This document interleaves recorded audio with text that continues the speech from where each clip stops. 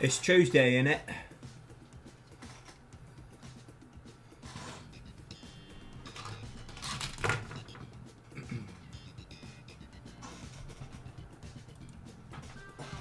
Welcome in, chat. Welcome back to another edition of Safari Week 2025. Chopin with the double beeps. The way that I have my beep set up today, I can't do two at a time, so I'm just going to do his immediately after the first one goes. It'll all work out, I promise. Stacks, welcome in. Thank you for the resubscribe. I think the last one said 3 months. This one says 4 months, so I don't think this one's a mistake either. But I think what might have happened is the 3-month one was just waiting for you to send that message, and then this one is a resubscribe for 4 months. I don't know. You probably know more about it, but regardless, and even if it's just the one from last month, appreciate you anyways. Thanks for being here. The hat all situated. I mean, the hat kind of makes it makes the hat kind of look like it's a safari hat. That works out. But yeah, welcome in, everybody. We've got some fun shiny hunting for you today. We got the 2 game cubes going. And we're going back to another edition of Fishing in the Safari Zone. I'm gonna pop my Baja Blast.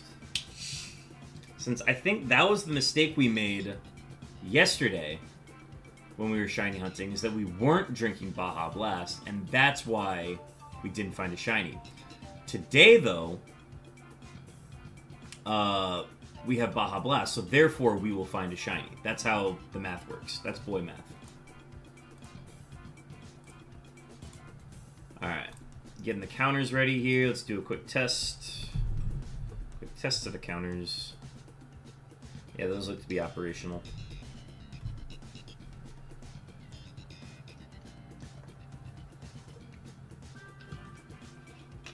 I originally had this Mountain Dew in the fridge, or sorry, in the freezer, because I had just gotten it and it hadn't been cold enough yet.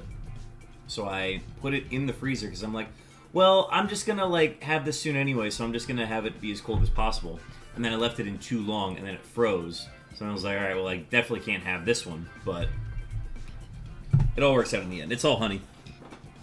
All right. Chat, let's get in proper safari position. And we'll get going. Yeah, I'm not too sure what happened. I know I resubbed the other day. Yeah, it could have been like you resubscribed last month, and it just finally prompted you to like say that you subscribed, and then this is this month's. I don't know. But also my subscriber count hasn't changed, so I think it might have just been a mistake. I think what might be accurate is the 4 months is accurate, it's just the 3-month one was inaccurate. But regardless.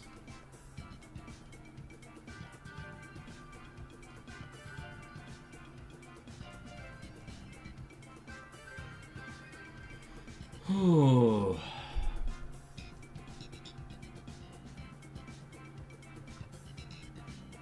The idea of doing any sort of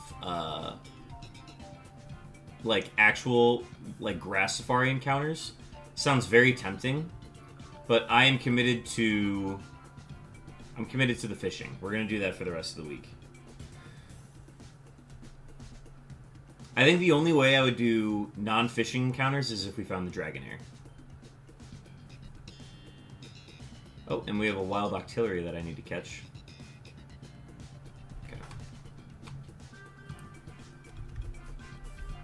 Pokey catch. Octillery. That's a nipple.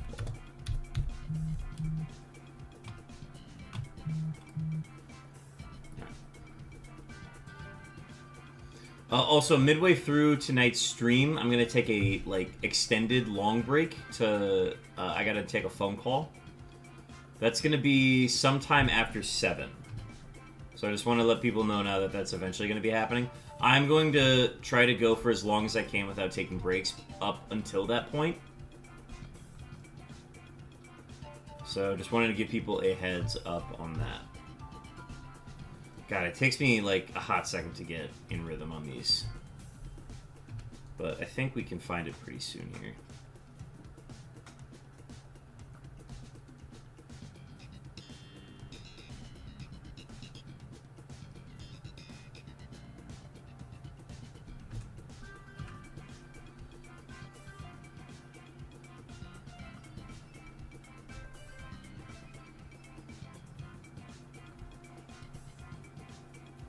Artillery secured. Love that. I got the sweatshirt on today because it is once again cold in my room. I couldn't be happier. This is our first Dratini of the day.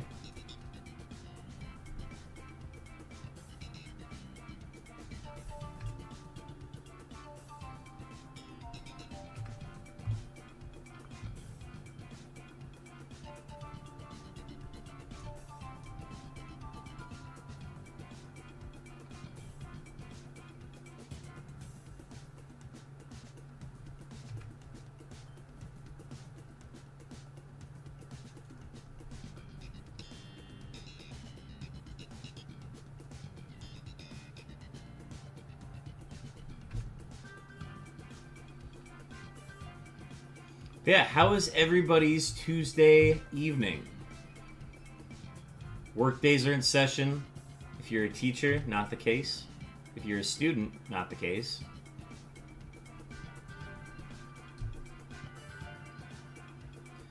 If y'all are also safari hunting, tell me what you're hunting. I would love to know what people are doing to celebrate the week.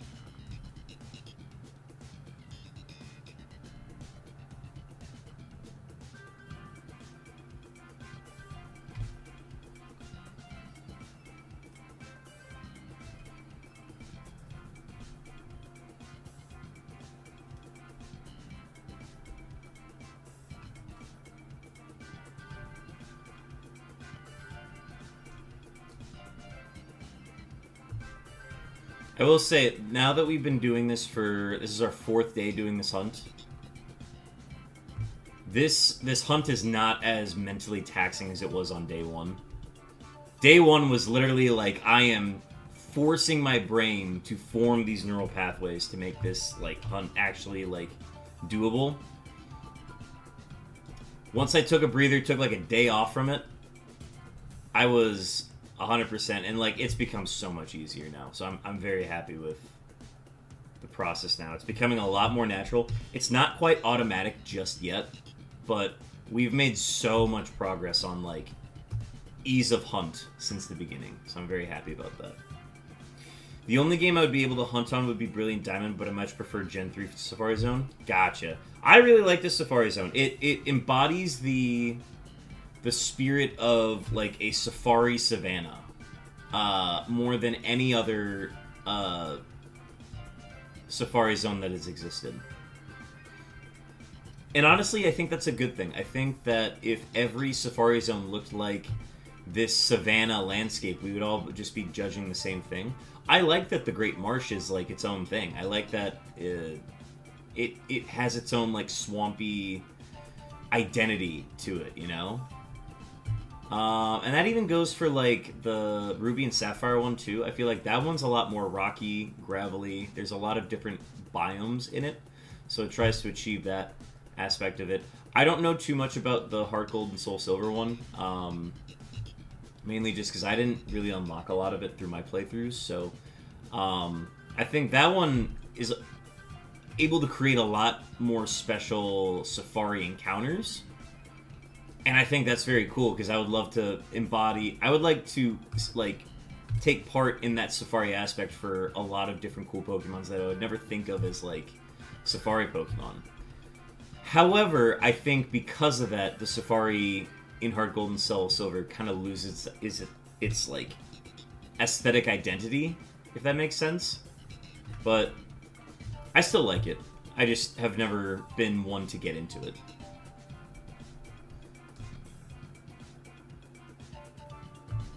I personally am not a fan of like the swampy aspects of the Great Marsh, but I respect what it does to maintain that identity of being a marsh in the southern part of the Sinnoh region, where the water gym is, and it's already like surrounded by a lot of swampy areas. So like, I like what it's doing theming wise. It's just not for me. I think one day I might hunt in it.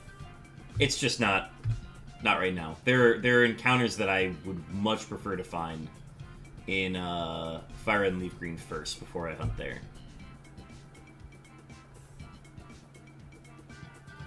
Plus, you don't get to do bait strats in those games. It's I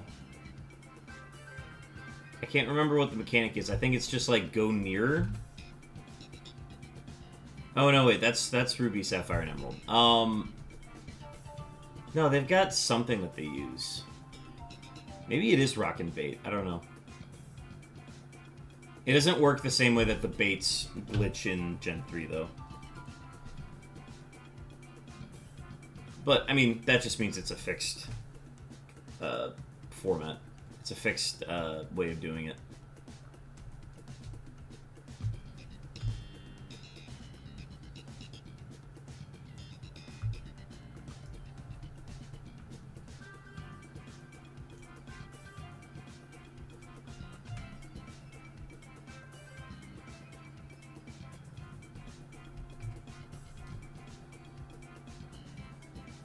I agree with that. If I could find my copy of FireRed, I would be hunting in that. Oh yeah. Folks, there was some news. I guess I don't know if it's news, but it's a talking point. In the r/Pokemon subreddit, an image was posted of a captured Dragonair. A captured 1% Dragonair in the FireRed and LeafGreen Safari Zone. It was posted by a Reddit account called Taco Party, and we looked into kind of previous posts, the date, the info that they posted about it, and there wasn't a lot of info about it. It was just kind of a cryptic post of an account that has like hunted in the Safari Zone before, but has never like had any like phase encounters on it, so there's not like a consistent report of this person hunting in the Safari Zone. And then also the post itself didn't have any info of like how many encounters it was, how many hours it took. All it said is that, oh, this just took a really long time, I'm never doing this again. And people have asked for like, hey, did you happen to take a video of it? Or anything like that to kind of prove it further. Maybe like a video of it or anything of it being encountered. So there's just not a lot of info around it. And I feel like these happen every once in a while where like one of the hardest shinies of all time appears out of nowhere. And I love to give them the benefit of the doubt. It's like, oh, I didn't plan on filming. I didn't honestly think I would find this. Like, they could just be a very casual hunter. And I want to give them the benefit of the doubt. But at the same time, it's also so easy to cheat. And of course, like, during Safari Week, when everybody's looking for... It's literally the rarest one. Nobody's ever caught one. It's a 1 in 4 million chance of catching it. So when something like that gets posted, the community's obviously going to hound it. Because it's like, you just caught one of the rarest shinies of all time. Not only just saw one of the rarest shinies of all time, you caught it, too. So... everybody's been kind of hounding about it and talking like, it's not... There's no proof, and like, I kind of have to agree with them. Like, one image could have just been a digitally inserted PK Hex Pokemon. And you just insert it onto your DS, and you pull it up, and you say that you caught a shiny, you take a photo of it, say that you've been hunting for it for a while, but don't give any exact data measurements on it. For as important of a shiny, historically, as that is, the people need more info on it for it to be considered true.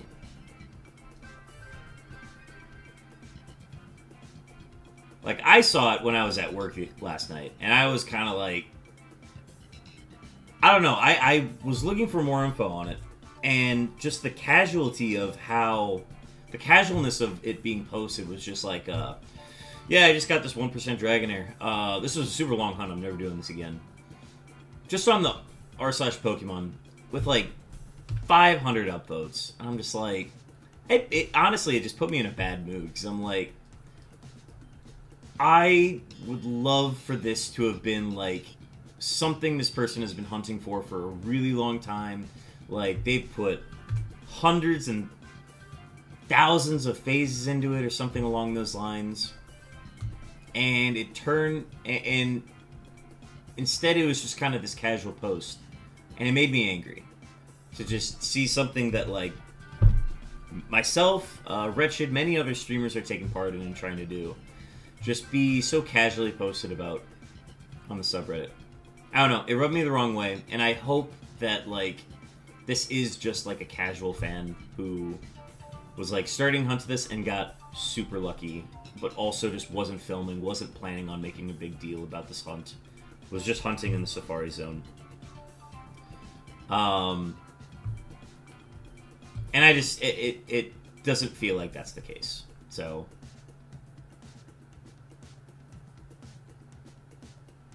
I think a lot of people are starting to agree that, I don't know if that one counts, just because there's nothing supporting it. There's nothing supporting that catch.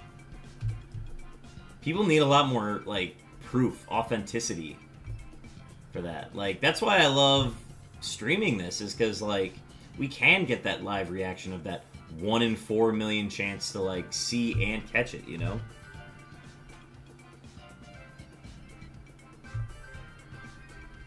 Again, I'm happy to find any shinies through this encounter if it means we have a chance at finding this obscenely rare 1% encounter.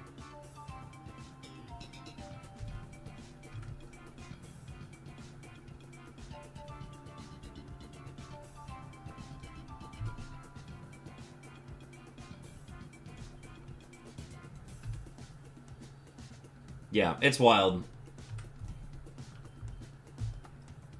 I just really hope that it wasn't done with this intention to, like, get clout. I hope it wasn't cheated. Like, I honestly hope that it's real. But part of me inside is also like, I really don't want this to be real. Because it's just some random Reddit account, you know? It's not some, like, name you can associate with this catch. And sometimes that's what it is, and that's why I like that people shiny hunt. And they don't have to stream it. They're able to do it from their homes. They're able to stream it, or they're able to hunt at home, take a picture of it, upload it. But with something like Dragonair, for it to be the first one, the community needs proof of that.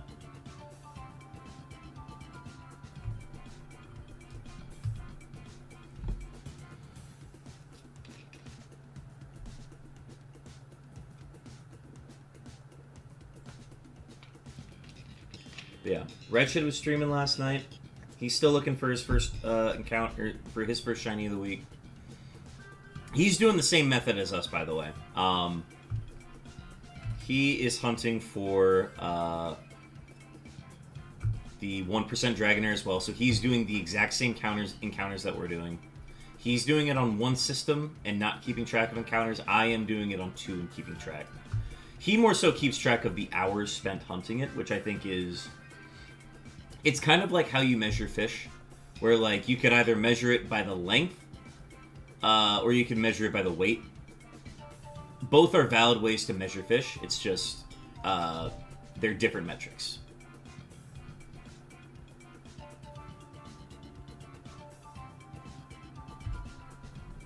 So, like, for his case, he's only doing one system, so I'm doing pretty much... I could be doing the same amount of hours as him, but he is not getting the same amount of encounters. So, I think that's kind of the distinction that he's doing, because he only does single system hunts, for the most part. And I honestly enjoy that aspect of some streams, because, I don't know, I feel like the journey is great when you're doing these shiny hunts. Also, we got Chopin's beeps going off. These are some early ones, chat. These were 1,424 encounters. Also, I completely missed the event skip loom. That's okay, though. Congrats on the catch stacks. Alright, let me get Chopin's second set of beeps redeemed. And we'll get those going. Chopin's second set of beeps are on the way. Also, folks, I believe... Wait, today is a Tuesday. Definitely check in on Chopin's stream. If you like to have multiple monitors up, definitely check that out. I gotta see what he's streaming. Stacks, do you know what Chopin's streaming tonight? Actually, wait, I can just do the shout-out. Oh, he's playing Hades 2 tonight. Okay, cool. Hades nuts. Ooh. Yeah, definitely go check out Chopin's channel if you're looking for some of that variety stream action. Hades, hell yeah.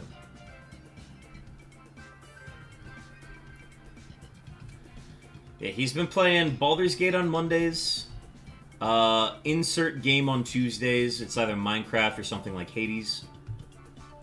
And then on Saturdays, he's been playing Death Stranding, and it's on Saturdays that he's been available, because he's been out of town for a little bit. But,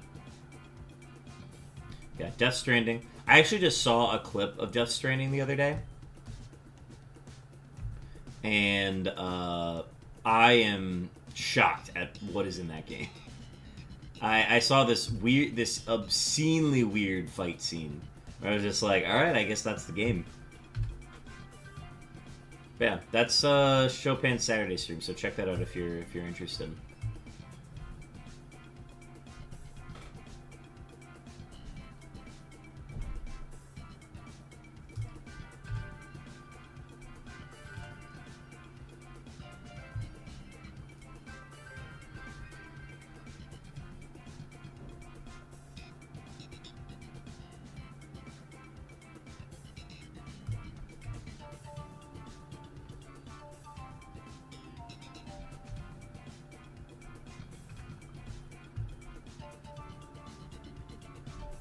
Yeah, that is 1,600 encounters done for this phase.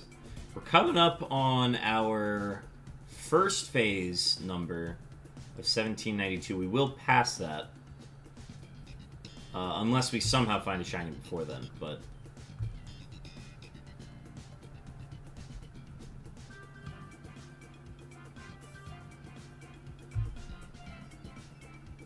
And to get two shinies within that same amount of time period would be just insane.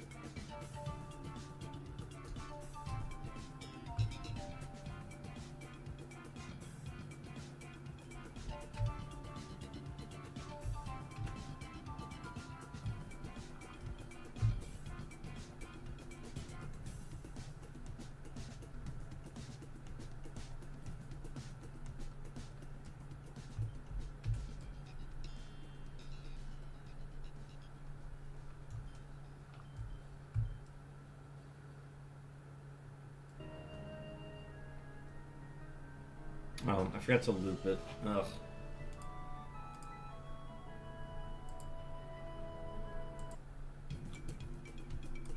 My bad, chat. It automatically goes to the Isle of Armor music, and I like the Isle of Armor music. I think it's fine. It just doesn't fit thematically with what I like about Safari. It doesn't embody Safari. The max layer music from Crown Tundra, this is Safari music.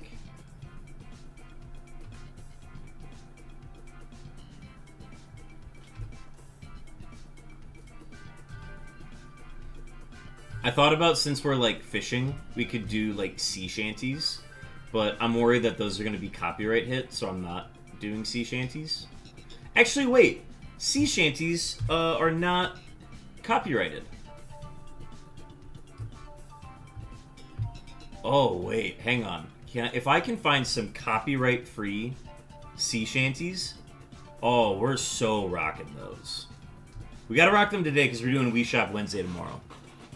Hang on. If I can find some copyright-free ones, that would be insane.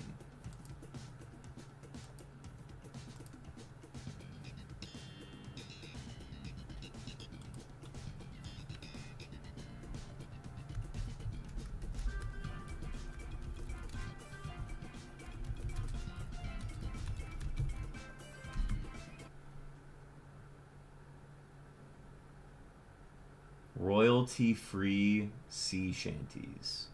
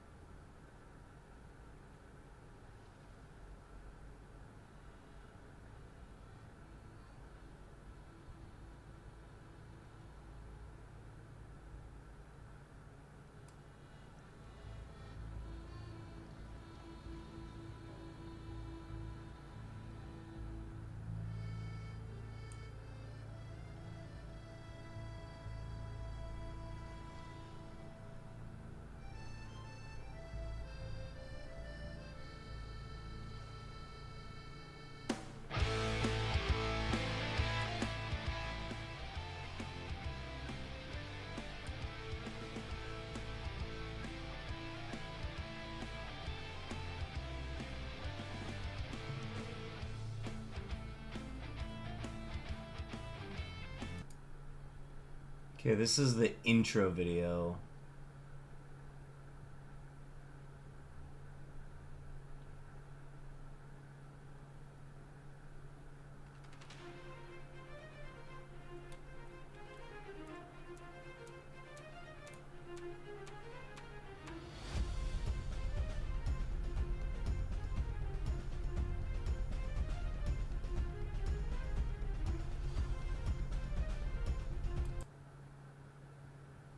No, that wasn't what I was looking for.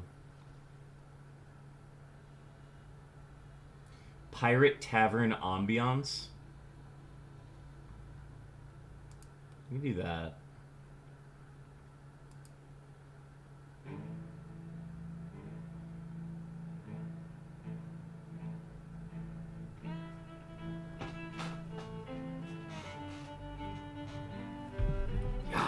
Yeah. Alright. It's Drunken Sailor, but like... Pirate Cove Ambiance? Alright, we'll cook. We'll cook with this.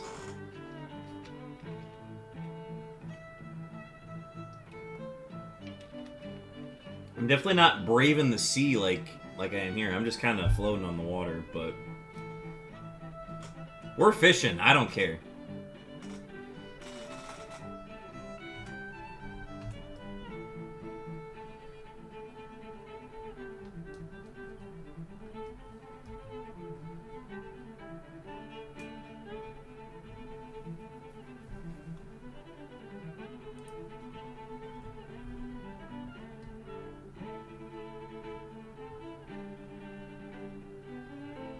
They can't get me for that either, because, like... Drunken Sailor is like a copyright-free, a royalty-free song. Its copyright is expired. They can't get me for that. Also, we have an ad starting soon.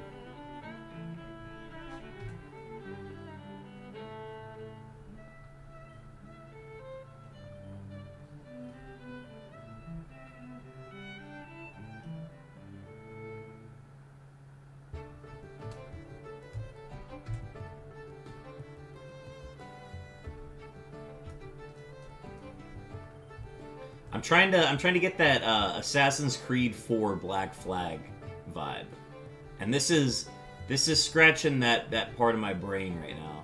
It's working. I can rock with this for a bit. If my YouTube video comes back and says you cannot be playing this music, I'm gonna say eat it.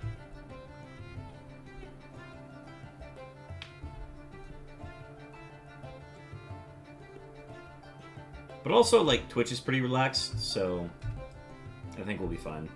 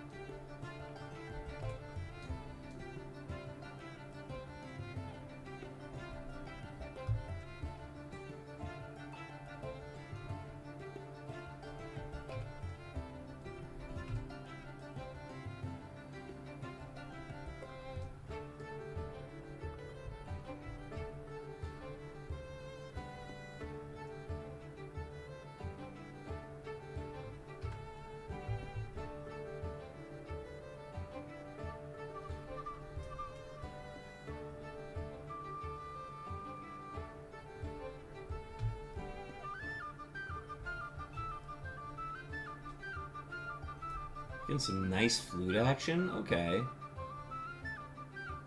Yeah. I'm happy with this playlist. I don't care if we get copyright struck on YouTube.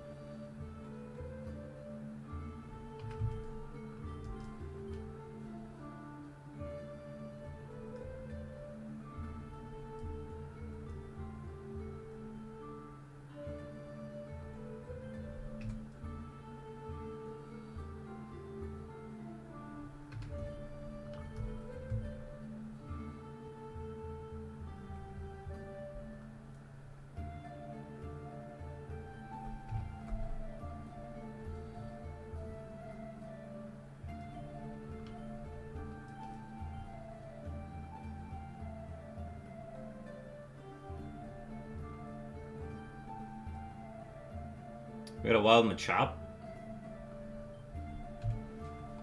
Let's give her a catch.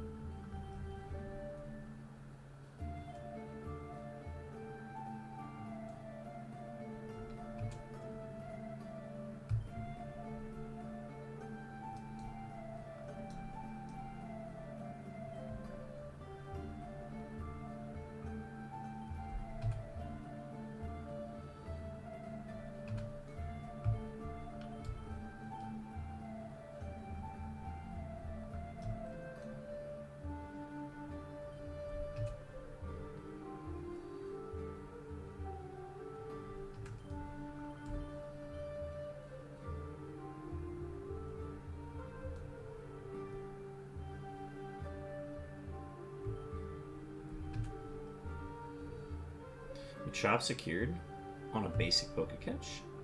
Oh yeah. Oh yeah.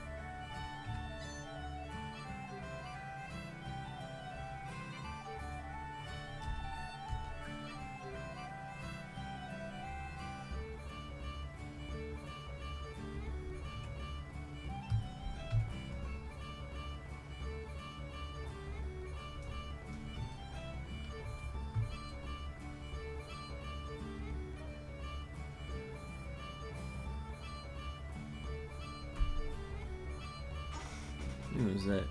Is that duck doing the gwitty? I can't believe that duck is doing the gwitty. Might be a goose, I don't know. If it is, it's a silly goose.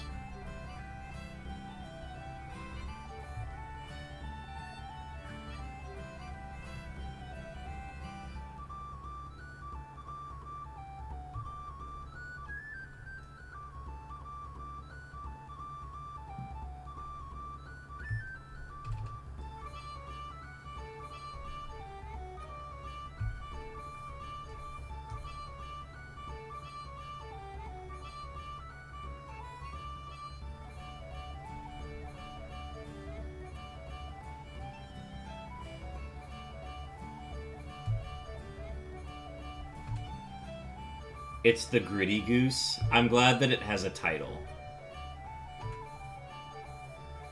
That's actually the Gritty Goose. It's not a goose doing the gritty. It's actually the Gritty Goose. Read a book. I'll put some respect on Gritty Goose's name. Got it. Got it. Chill.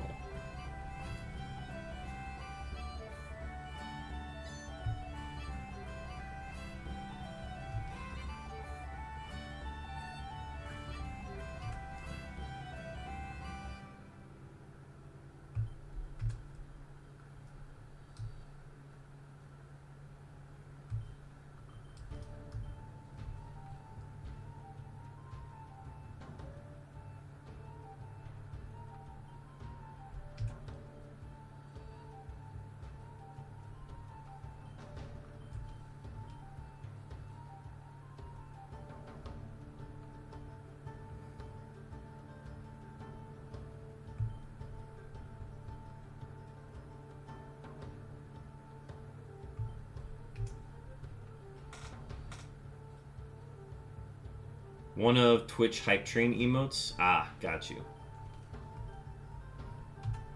I'm not very familiar with the Twitch Hype Train emotes, but I'm a fan. I was not aware of your game, Twitch Hype Train.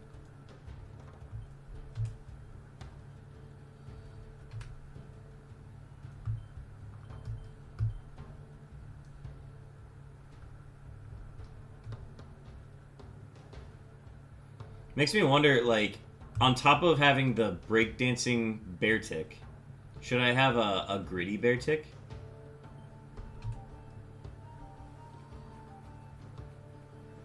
Oh, those are fun.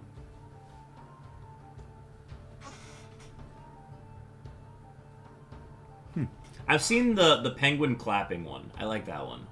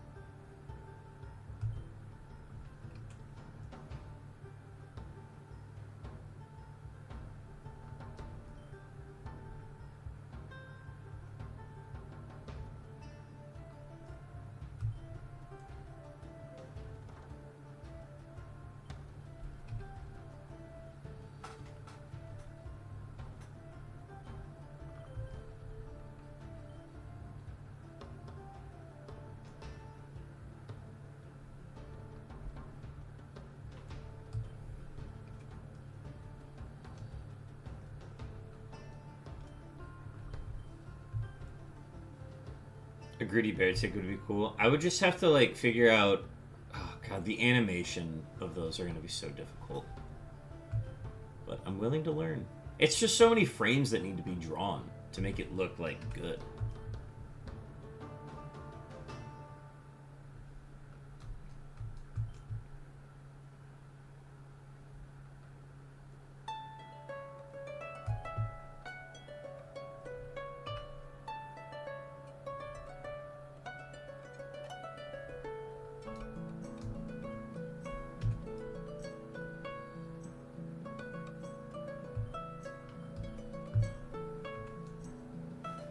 Why is this song specifically so much louder than all the other ones?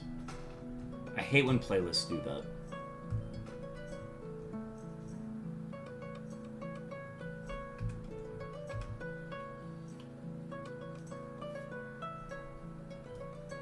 There was always one song on the old playlist that I would run where the music would be, like, noticeably louder than the other ones.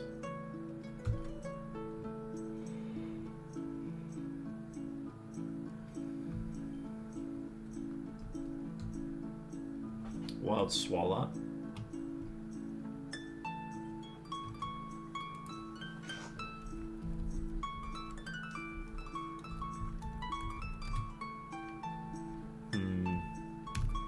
I feel like this has a high HP stat. I'm gonna guess that it does.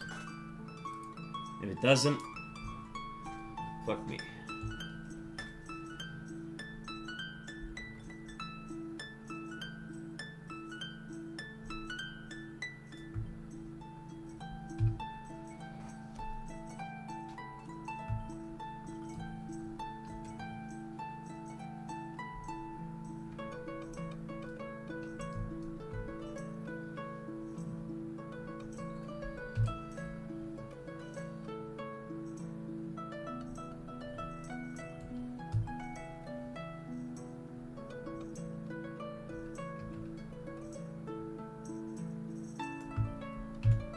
Also passed 3,500 total encounters. And we're about an hour into stream.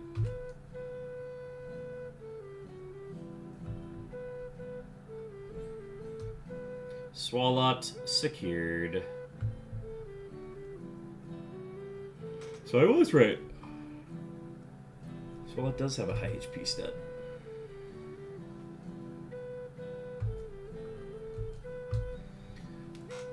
I think Swalot as a Pokemon is starting to grow on me. I don't know why. It's the only competitively good Dream Shard collector in Pokemon Sleep, which I think is fun because that's basically perceived as not that good of a stat, but Swalot does it the best. So, like, if you're ever going to need Dream Shards, you just add Swalot to your team.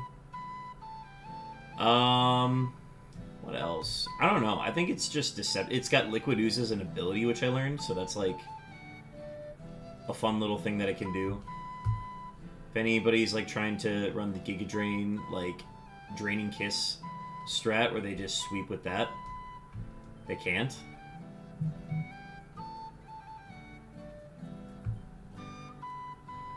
I don't know. It's starting to grow on me. I like how its mouth goes from like all the way to you know?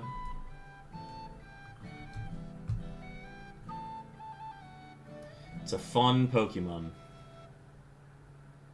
Also, pre-evolution Gulpin. Like, Gulpin these nuts. Like, you gotta like Gulpin.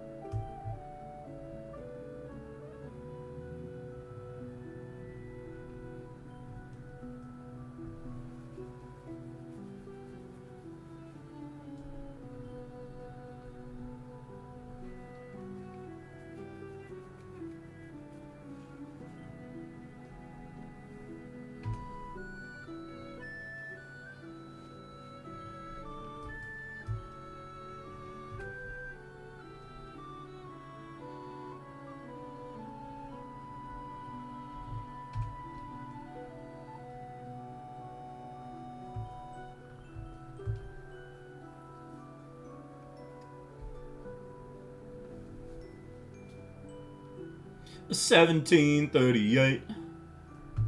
I'm like, hey, what's up, hello?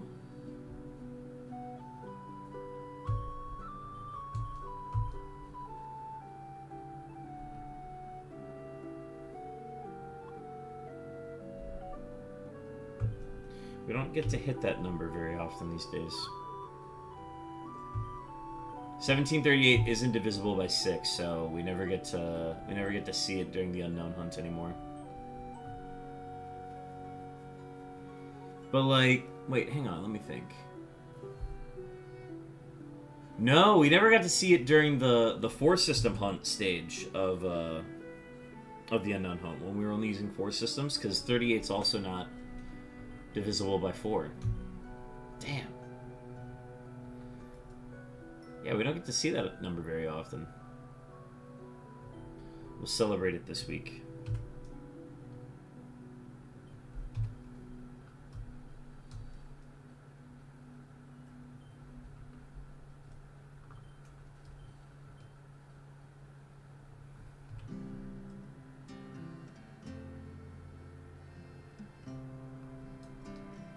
Oh, accidentally threw some bait.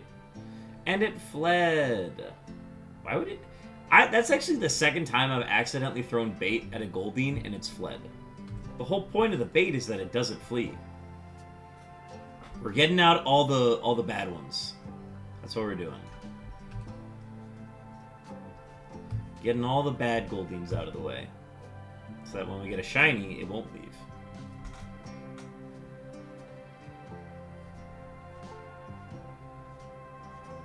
This doesn't sound like a shanty.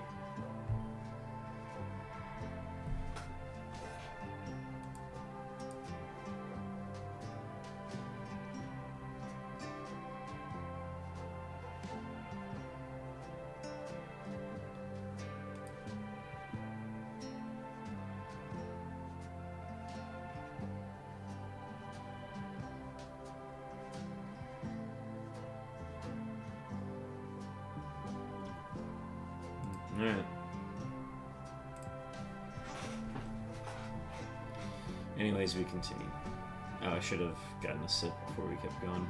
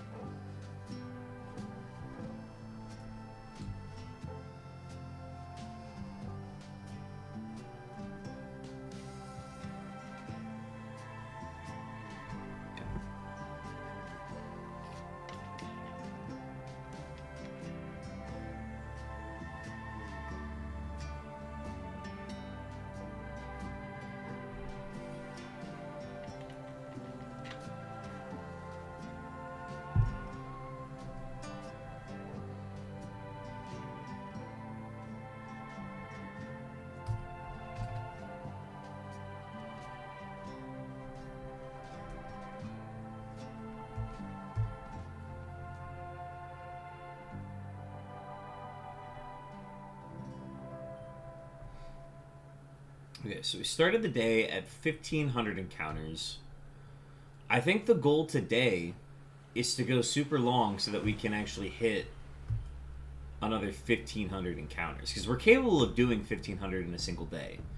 We just had to split 1,500 into 2 days, the last 2 streams, because they had to be shorter streams.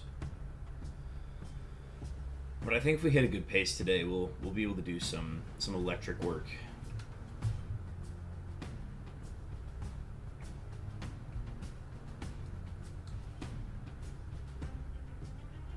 So comparatively, 1,500 encounters is like 45 unknown encounters in a single stream.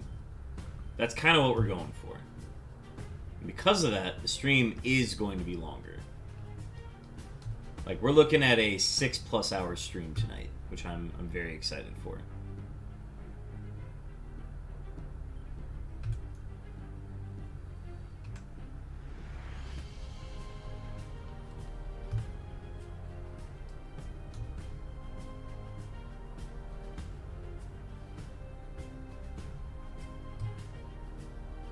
Oh, we're playing Wellerman right now.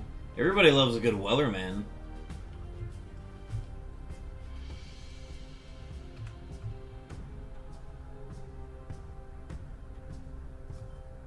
This is like a dark and gloomy Wellerman.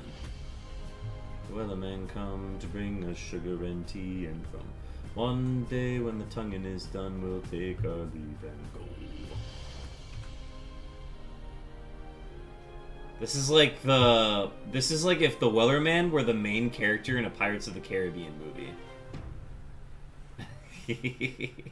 that would be the hero score. Wellerman's theme.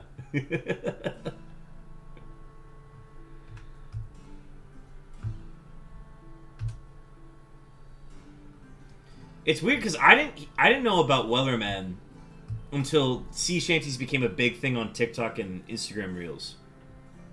Because that was not a song you could do in Assassin's Creed Black Flag. It just wasn't a sea shanty they had.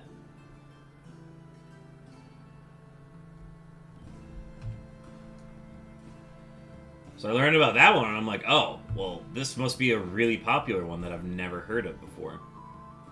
It's a good one, though.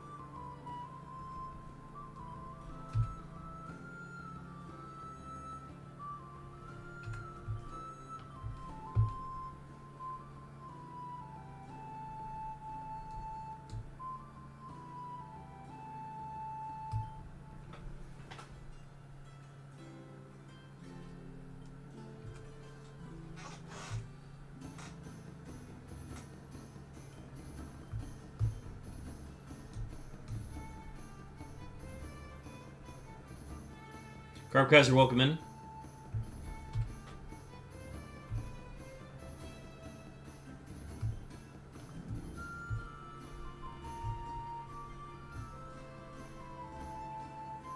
We also have an ad starting soon, folks.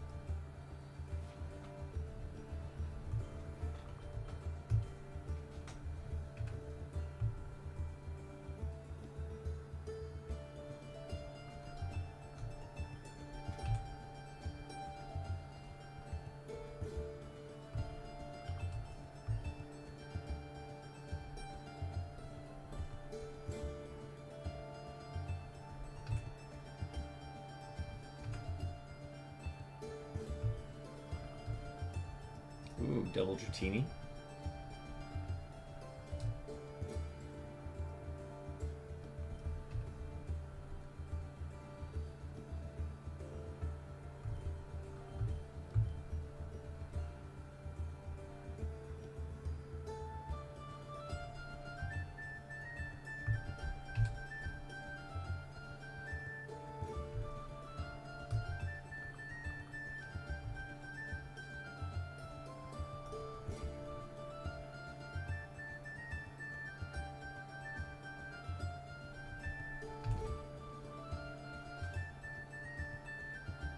There's our first Dragonair of the day. Okay. Alright. Glad to see you show up for class today.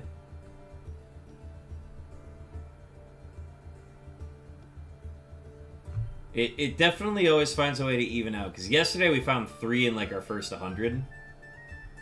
And now we've gone, like, basically, like, 300 encounters before we saw 1. Alright, folks, we're about to pass 1792 here.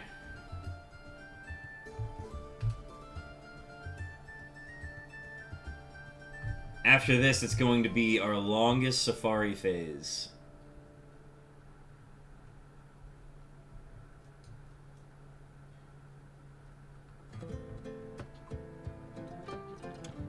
Which is okay, because, like, 1792 is very fast.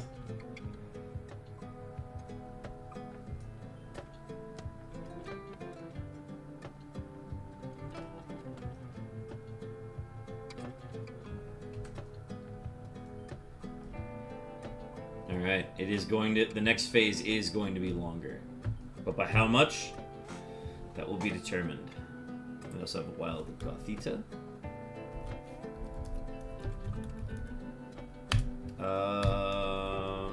That's just a basic bowl. Although, I don't think I have a Gothita. Guess we'll find out.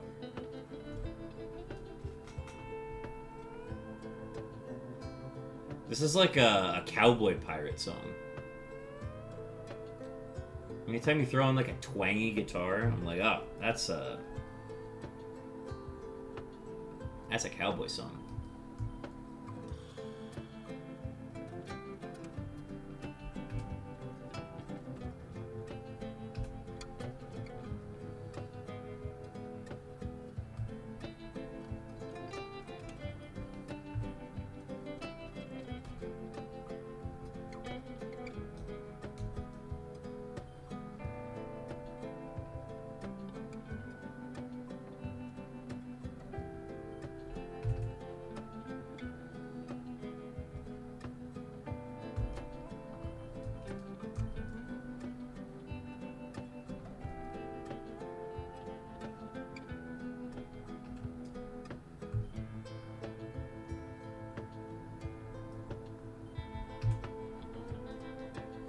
Gonna be over 1800 here.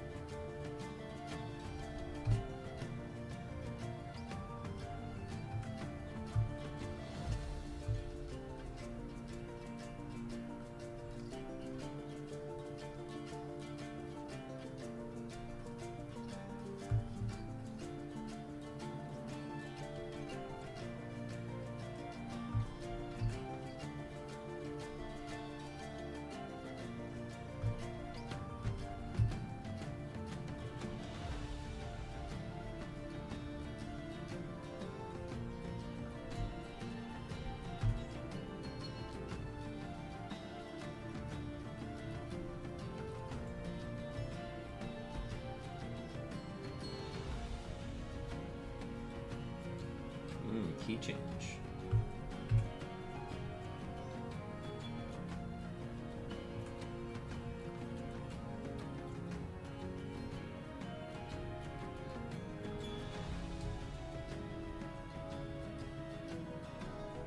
Several key changes, okay.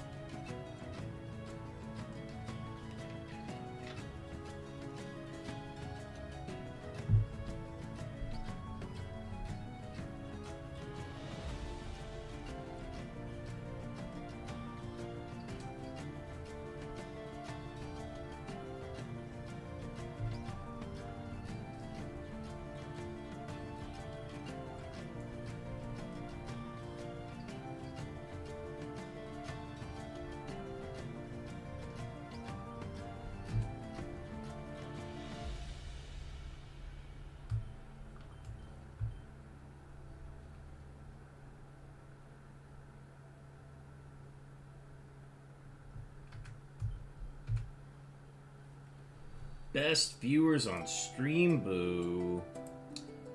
Ban! Womp womp. Get out of here.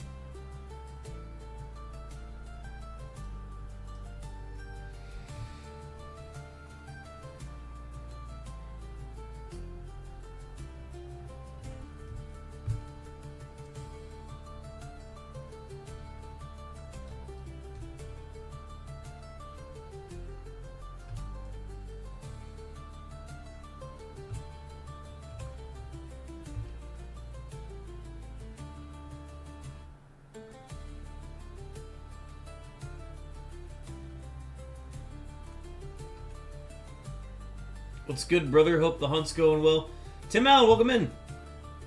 How is the move going?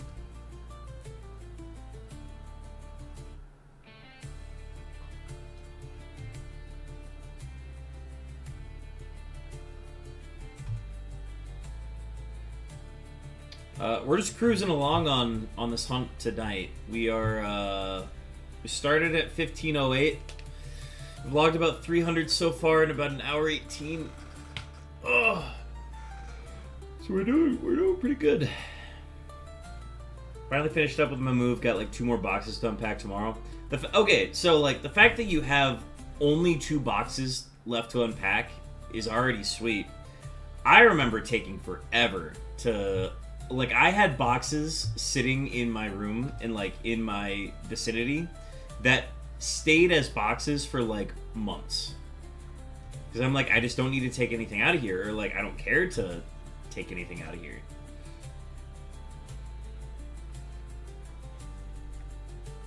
Just been getting baked in the back room, getting ready to hit the bed and watch some streams. Hell yeah.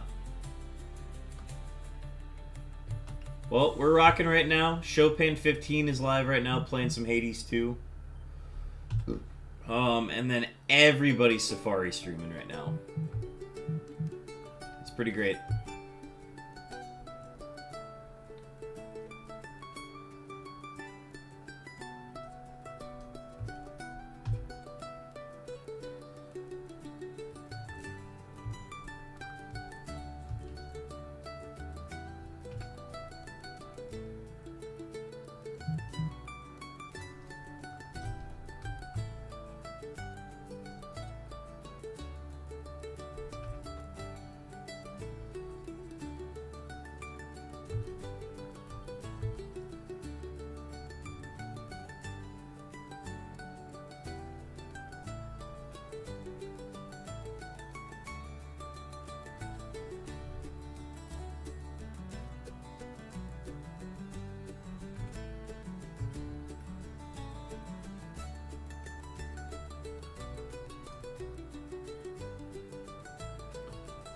might be a bit TMI, but I moved around a lot as a kid, so I never really unpacked fully. I decided to be adamant about unpacking because I finally could stay somewhere.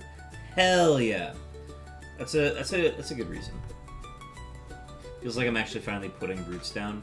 I kind of agree with you because I found myself after college. So like I moved into a new place, senior year of college, moved down to Texas the year after that. So I moved pretty much every summer for like 3 summers in a row.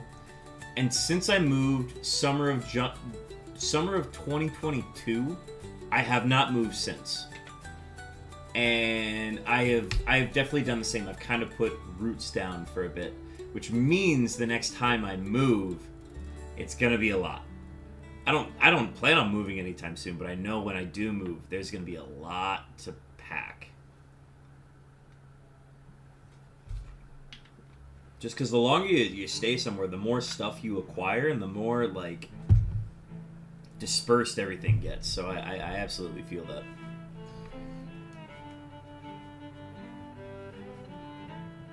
Are we back at the top of the playlist? There's no way. No, this is just... Hang on. No, this is just Drunken Sailor again. Oh, it keeps going. It loops. I see. So I'm like, we're not even halfway through the playlist. Hell yeah. I'm a fan of that. Yes, we're also listening to sea shanties tonight. So, changing up the music a little bit. Embracing the fisherman aspect of it. I'm gonna check my phone real quick because I got some notifications that came through, but Chopin is live.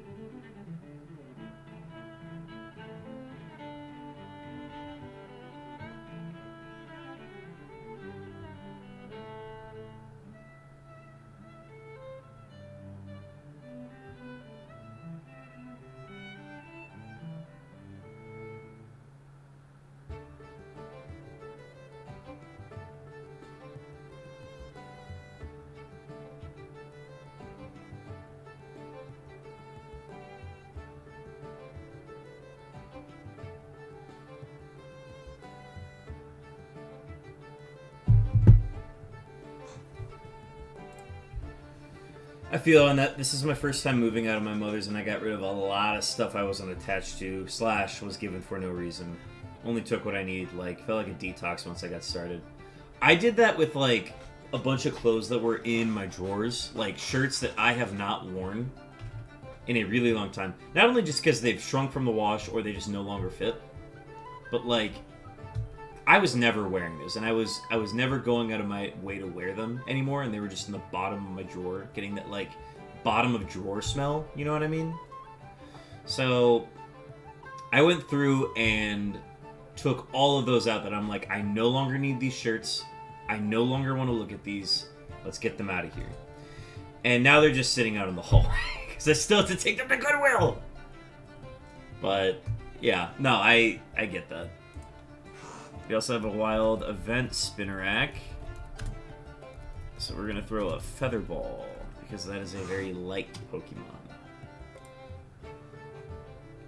I've had to get rid of so many clothes. It's a good thing, honestly. And like that's why I like that Goodwills or St. Vincent's, places like that exist. Because that can always just get removed. There's no reason to hang on to some shirts, especially if they don't fit you anymore.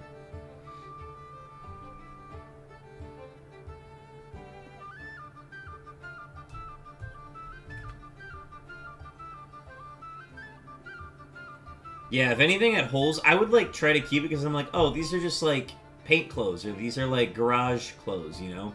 But I don't have a garage and I don't paint, so I don't need this many. You know? Those shirts are for when those shirts and those shorts are for when I actually have a garage and I'm working on stuff in the garage, you know? Went from 170 kilograms to 95 kilograms in the last 2 years. Holy cow. Congratulations on that. That's got to be a huge lifestyle change for you.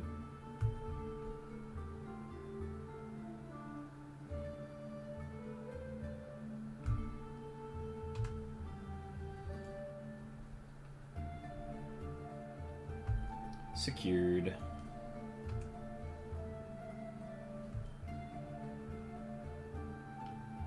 Ah.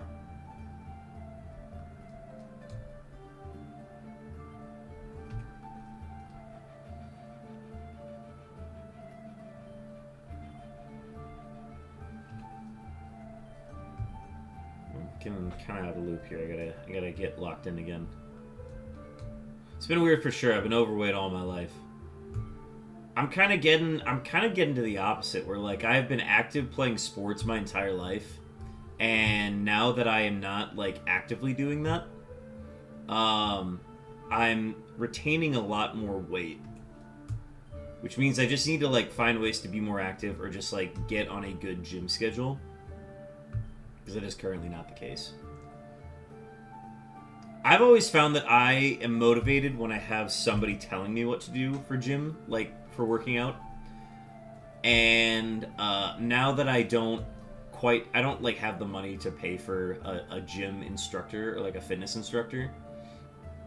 So I just like am not finding the motivation to go and do it. So that's something that I personally need to get back into. Now I'm walking around in plaid shirts and jeans rather than sweatpants and oversized sweaters. Well, yeah, because those clothes are, like, so easy to wear, especially when, like, if you are, like, trying to hide weight or anything, like, those do a good job of hiding it. But also, like, you can't really do much out in public with those. So, I totally get what you mean. So it's got to be nice to have that lifestyle change.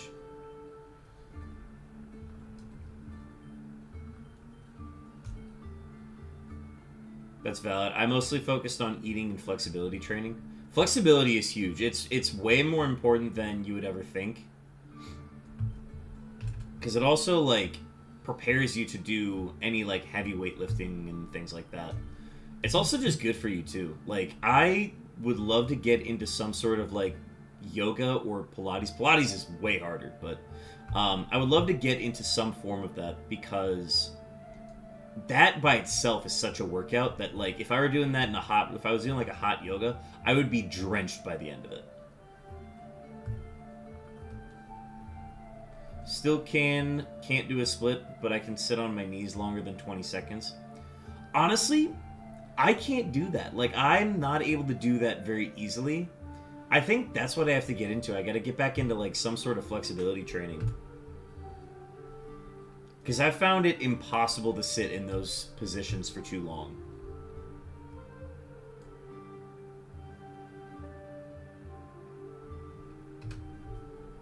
Maybe this is the conversation I needed to have.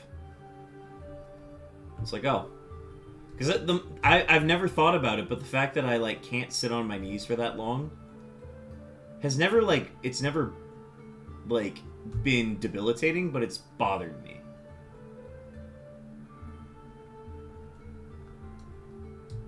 Yeah, that's a huge point. Yeah.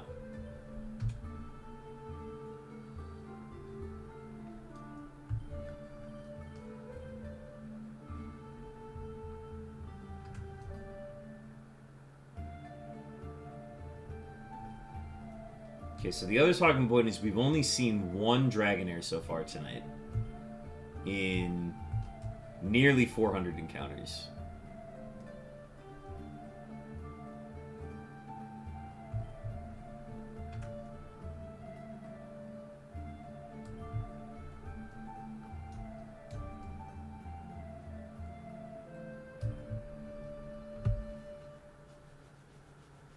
Something's making noise behind me and I can't find it. I hate when that happens.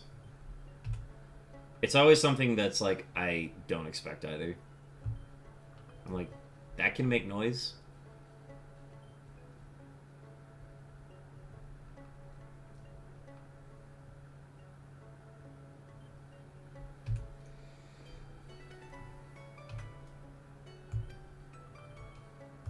I could hear. So I noticed this a while back, but I noticed like a low beep, like a low soft beeping noise, and it didn't sound like it was coming from my room. It sounded like it was coming from like just like inside the walls of the house, and I couldn't for the life of me figure out where it was coming from. I think I determined, and I might not be sure on this, but I'm pretty sure it's coming from my printer. But, like, I don't want to unplug my printer, because as soon as I unplug my printer, it's got to, like, reset up to, like, the computers that it's connected to and all that jazz. So, like, I just don't want to mess with that. But I think what I've started doing is I've just started ignoring that sound. And thankfully, I finally started ignoring it. But, like, on nights where I have to go to bed early and I am just sitting in bed not able to sleep, that sound, super annoying. I started listening to podcasts as I sleep, though, so that's helped. Drives my ADHD to the walls. I totally feel that, man. I'm not quite someone who, like, gets irritated by, like, faint sounds here and there, but I'm very... It's not technically OCD, but I'm very OCD about stuff. Where, like at my bar job, I need the Red Bull cans to be facing outward and not backwards. I want the labels out on the Red Bull cans in the fridge. You know what I mean?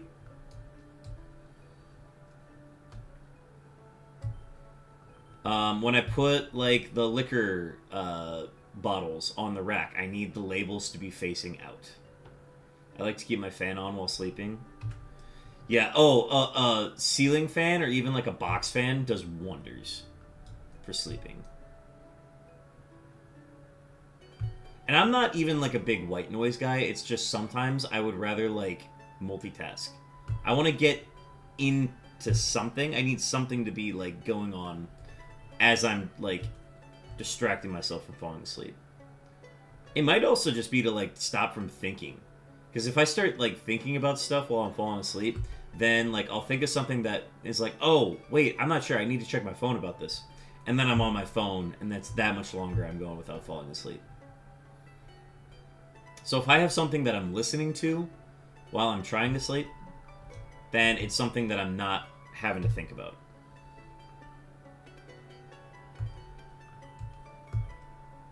That's a big thing. It just needs to be, like, a podcast about nothing. If it were, like, something that's very plot-based, that could be a different thing. That's why I can't do audiobooks anymore while I sleep. Mainly because I listen to audiobooks while I'm driving.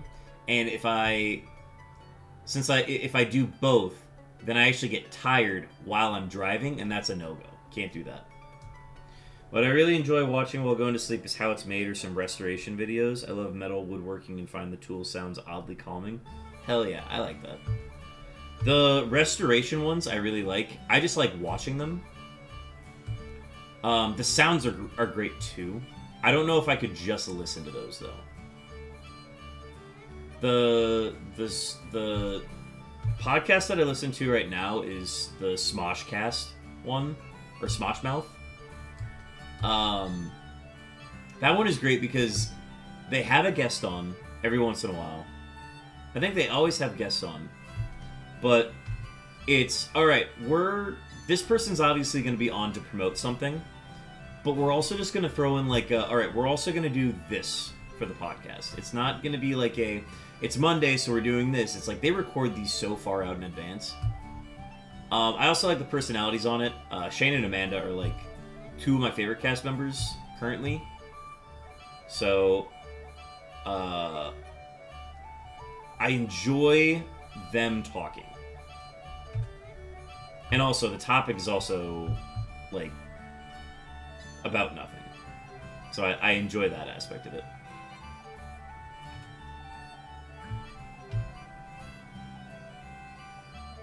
I used to listen to the Misfits one. Who's on the Misfits one? Because I'd probably hear a name and I'd be like, oh, that one.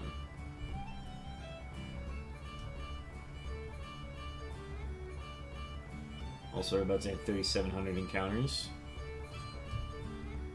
Total. We will be going past half odds today, presumably. Fitz and Swagger Souls. I don't think I know that one.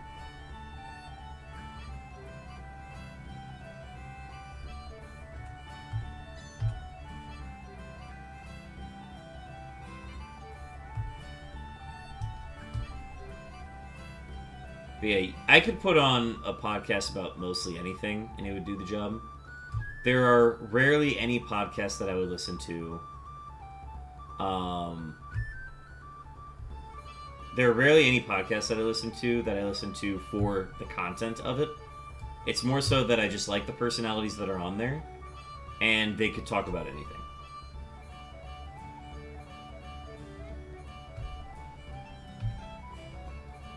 The old Dratini sprite always makes me think it's a shiny. Yeah, dude, I've been dying because I'm like, I know I'm gonna miss it, so I need to make sure that I'm looking and that I see the sparkles. I actually have the game audio on my headphones, but not on the stream, so that I can hear the sparkle if it happens.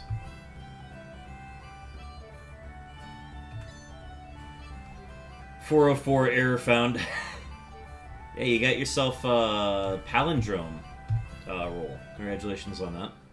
Stack's also getting a 6197.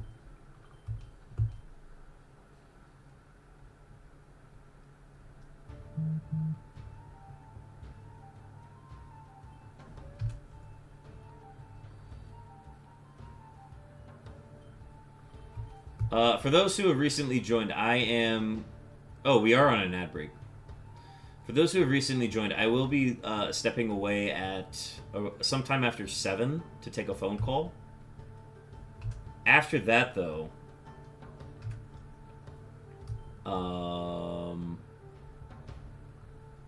After that, I will be back full-time, but that's going to be probably a longer break. That's going to be more like a half-hour break from the stream. So, like, everything's going to be running here, but I'm just going to be taking a phone call.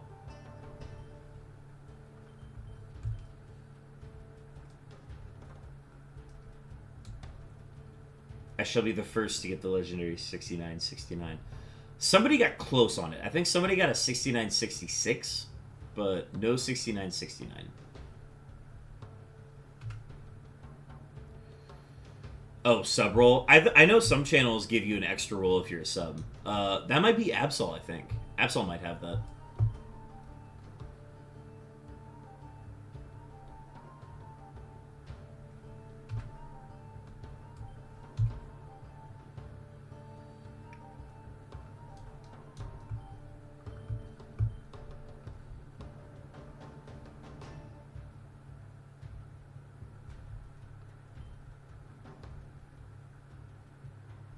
I was talking about this earlier, but this hunt is becoming a lot more automatic for me. The first day was rough because I would do like 200 encounters and I would just be exhausted. And I was like, I can't focus on chat right now. I just gotta focus on getting these done. And now we're like mostly able to operate this automatically while still interacting with chat.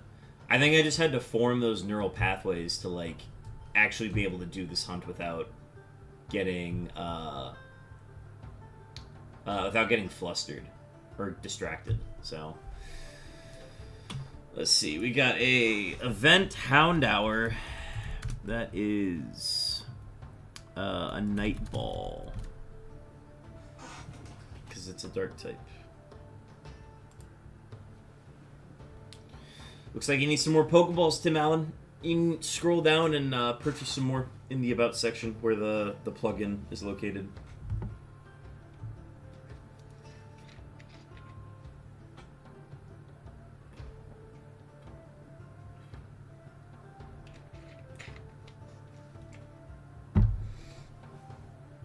But yeah, I'm very happy with the fact that this hunt has become a lot easier. I was worried that it was going to stay difficult the entire time, and I was going to like lose motivation to do streams the rest of the week.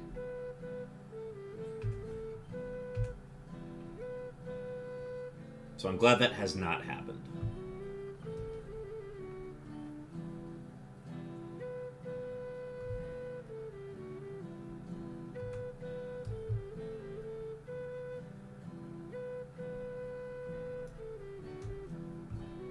But yeah, that Dratini sprite looks so pink to me.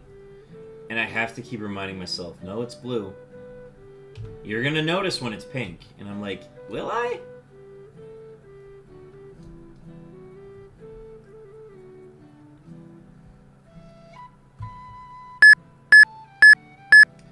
And there is Chopin. Chopin's second set of beeps has been located.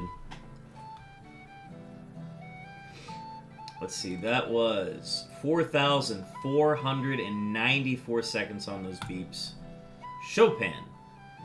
You pick those up on your way out of chat this evening. Hope your stream is going well. I know you can't hear me right now. Doesn't matter.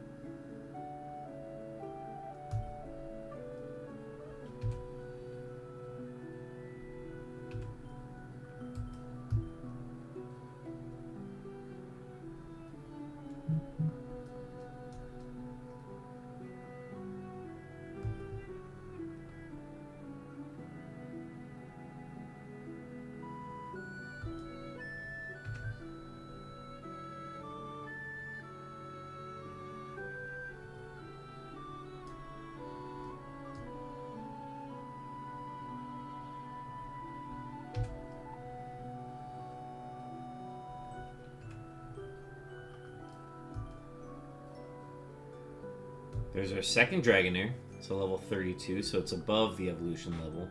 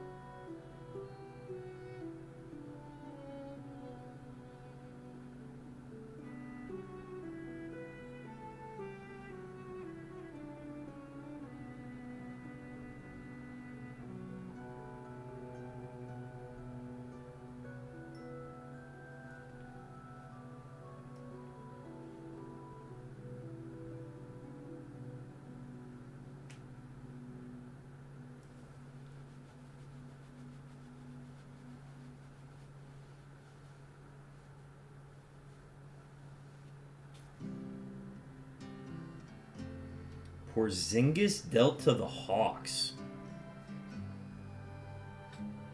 3-team trade that includes the Nets. Wow, okay.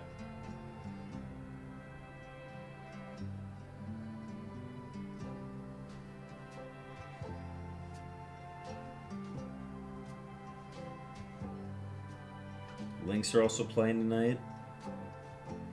It's the Mystics.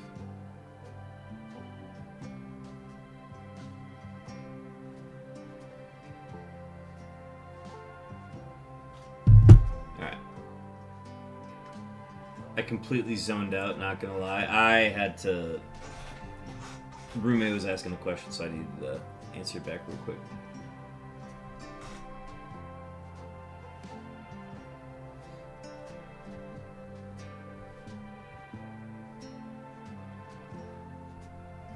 But then I had all the other notifications on my phone, so I obviously had to look at those.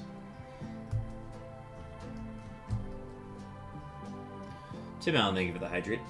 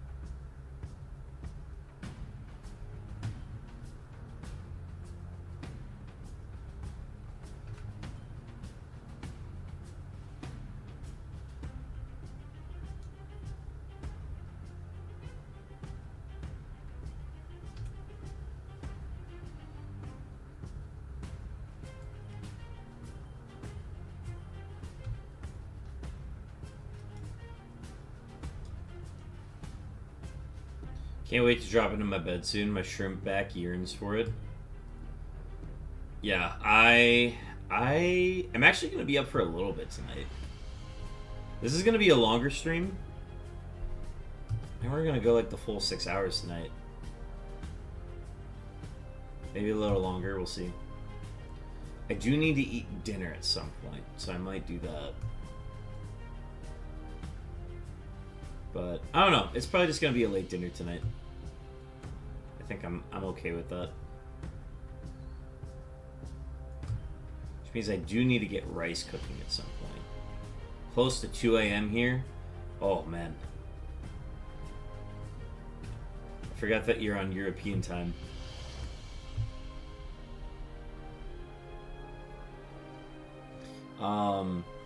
Yeah, we go pretty late into the night. Like, if it's a 6-hour stream, that means we're going to be going until like 11 p.m.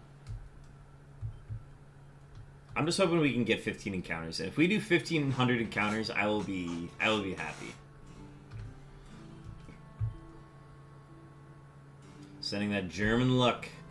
Appreciate it.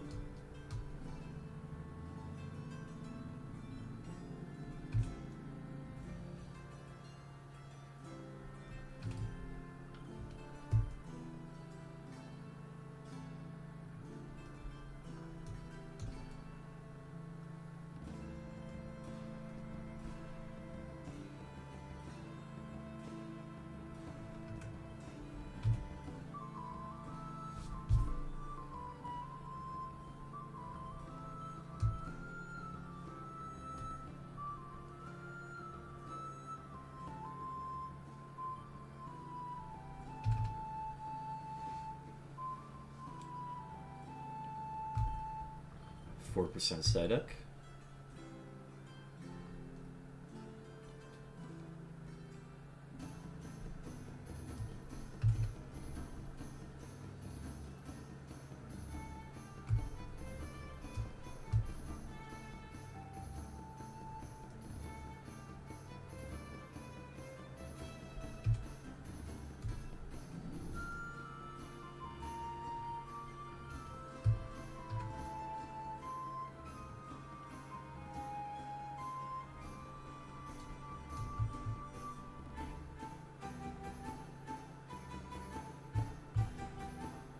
I know it's very early to start thinking about next year's Safari week, and I think it's just going to be dependent on like what we end up catching this week. If it's just the Sea King, then I could see us doing Safari fishing next year as well, just because we already got like the costume and everything. So I could see us doing this again. I think there's also just a thrill to like, and it's a different style when you're hunting in the grass. Because I'd love to get back to grass hunting. I'd also like to explore potentially different safari zones. Good. I'm glad you like the fishing. I wanted to kind of lean into that as much as possible. We did a little bit of fishing last year for Safari Week, but I could only stream 2 days last year. So I only got like 800 encounters total. And didn't find any shinies or anything. So I'm glad I'm leaning into it a bit more this year. And, I mean, if all we get is this Sea King, I could see us doing more fishing next year, just to see if we can get more. I also wouldn't be... I wouldn't mind doing more of this like throughout the year, and rather than just restricting it to the Safari Zone. Because fishing isn't inherently like Safari based. It's a very like... I feel like thematically it can be any time of the year.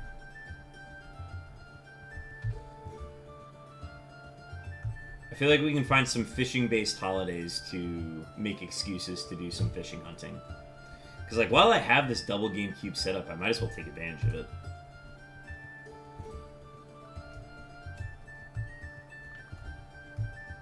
And yeah, I think there are ways that I could lean harder into the fishing aspect of it. I also have to make a thumbnail. That was the thing that I haven't done yet, but I need to do. We're still using the Shiny Unknown Challenge thumbnail, and I need to not have that be the standard.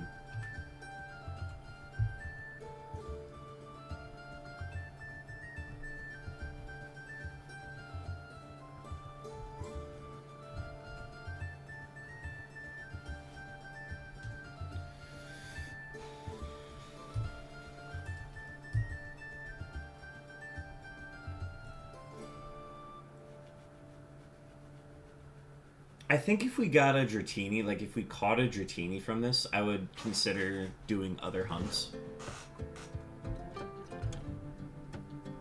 For Safari Week. But, like, the more I think about it, the more I'm like, we could do Safari Zone and, like, hunt for some of those encounters in the grass, but I also realize, like, I don't really care for some of them. The Chansey's great, but, like, Chansey has been hunted into oblivion by people because they're like, that's the rare shiny, that's the one that needs to be found. And I think it's the thrill of the 1% Dragonair that is driving me to do this hunt. And it's probably why I'll stick with it, but...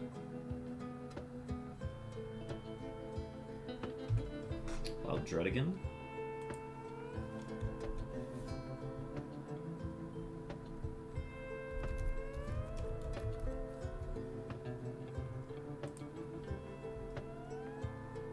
I think I already have a Druddigan.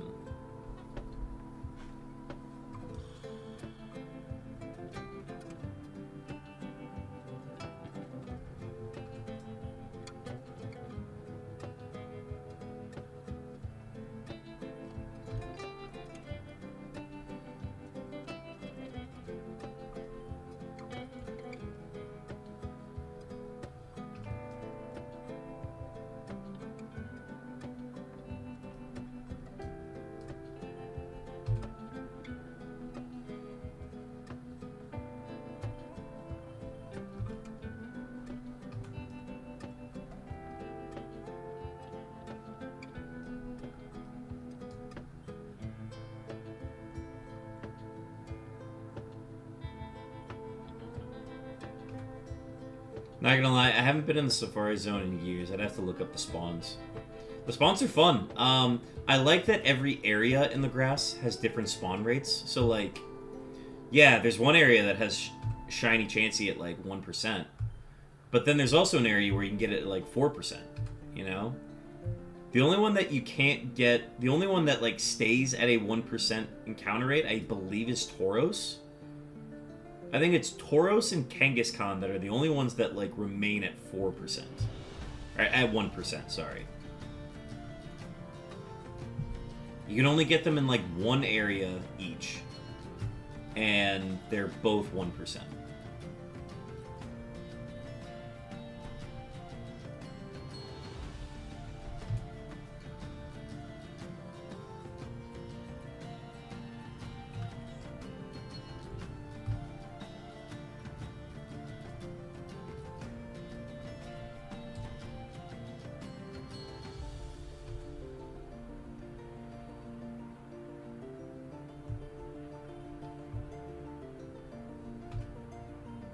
Alright, chat, we're about to do one of the unfunniest bits.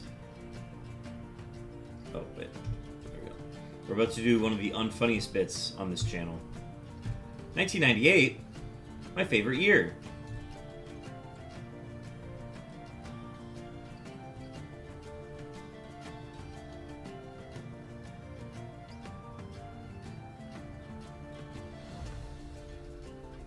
(2000) My favorite year.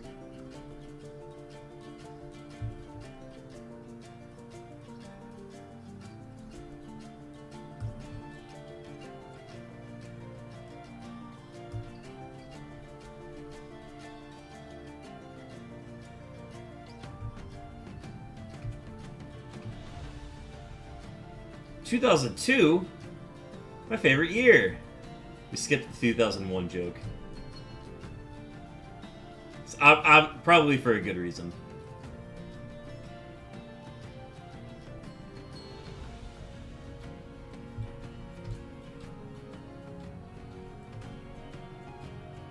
(2004) My favorite year.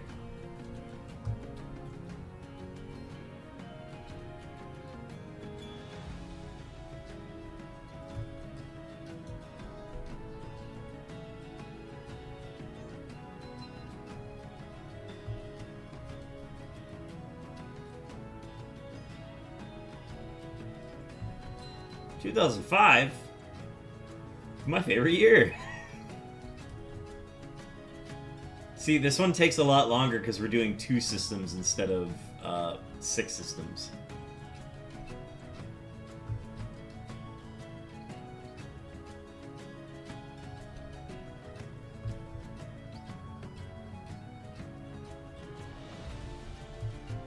...2006? My favorite year.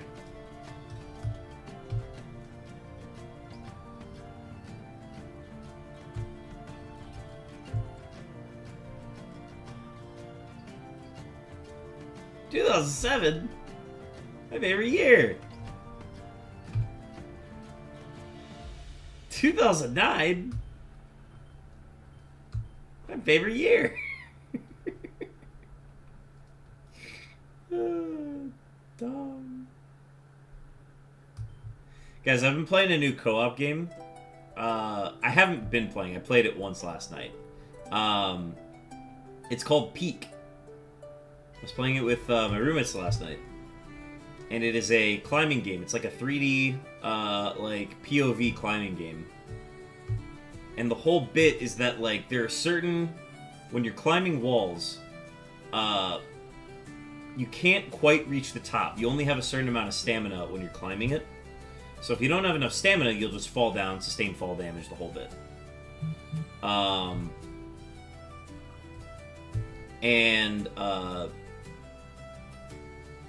But the idea is if you have somebody who has a lot of stamina get to the top, then they can, like, wait at the top and they, like, extend their arm out and they just pull you up if you're getting close. So we started playing that last night, and we didn't know how to do the pull each other up thing until, like, the last hour of doing it. But the cool thing about the game is that there's a new peak. There's a new, like, mountainscape every year.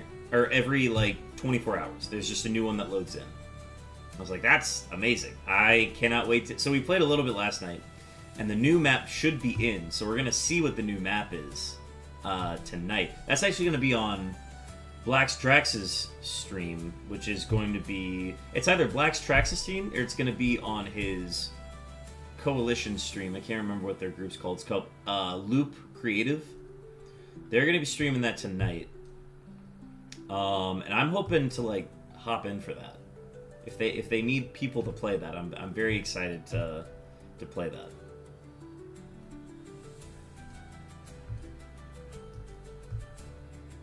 But I'm thinking of suggesting this game to Chopin and friends, because this would be a very fun one to play on stream.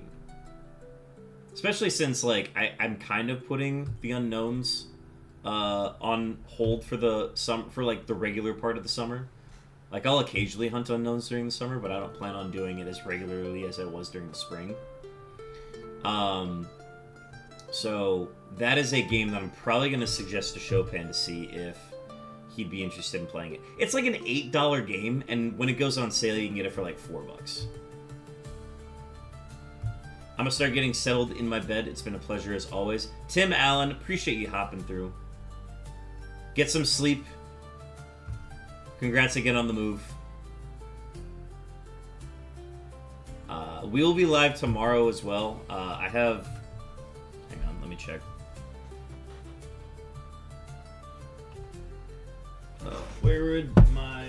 Where be my schedule? Let's see. Stream schedule. That's July. Stream schedule. We will be going live at 1 p.m. tomorrow. 1 p.m. stream tomorrow. And if not, we might even be doing a maybe a 9 p.m. stream. We'll see. Who knows? I don't know. We'll figure that out. Great to see you, though. Yes, I hope we land a shiny soon. I'd be very happy about that. But yeah, thanks for tuning in. I'll see you in the next one. Chat, we are also getting pretty close to when I'm going to be taking the call. So let me go ahead and check to see if this is a good time to call.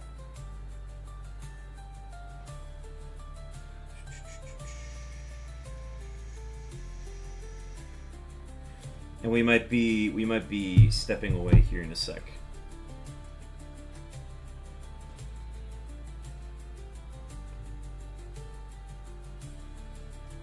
$2025, my favorite year.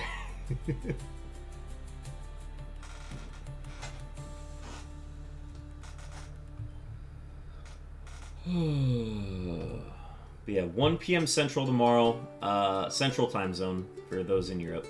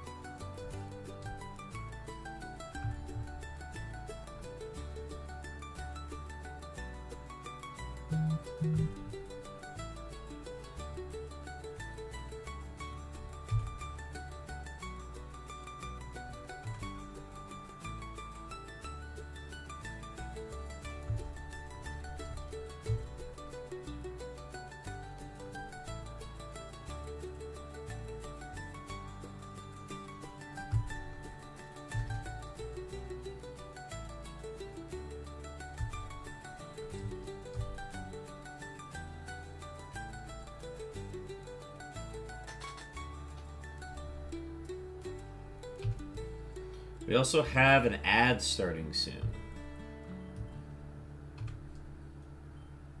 Timing that's a little rough, but it's fun.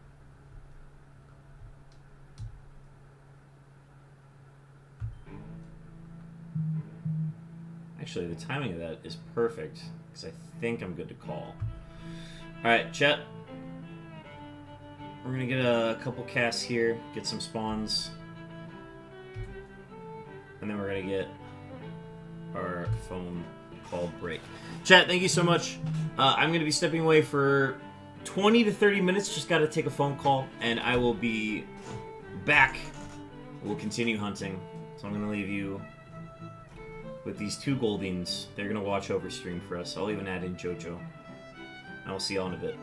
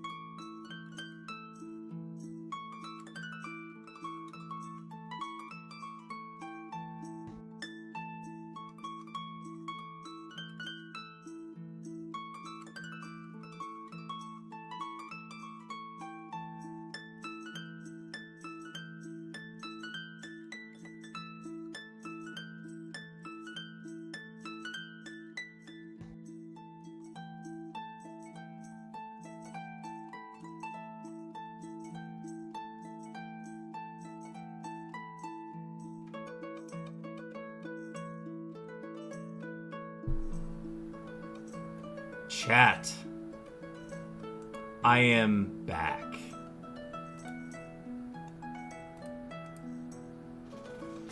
Sorry for the delay, folks. Calling a little longer. That usually happens, but... Sorry for the delay. We are back. I have everything taken care of. I have dinner basically ready to be cooked as soon as I'm done. So all of those obligations are done now. Now let's get back to hunting. Appreciate everybody's patience. I'm the one who lost out on this, because apparently there was a wild event unknown spawn in the PCG, and I just completely missed that, so... Fuck me, I guess. Anyways. These Goldians have served their time. They can now leave the screen.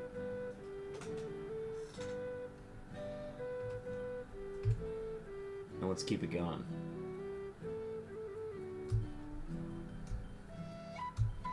I am now realizing how dark it got in the hour that I was away. Not an hour, but it was like 40 minutes.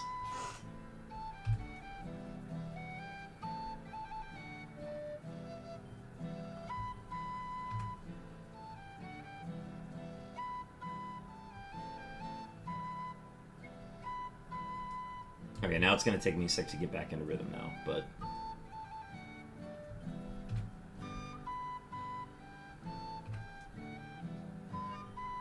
I might turn on a lamp at some point in the back, but... Otherwise we'll just keep rolling here. It's still, like, light out, so it's doable.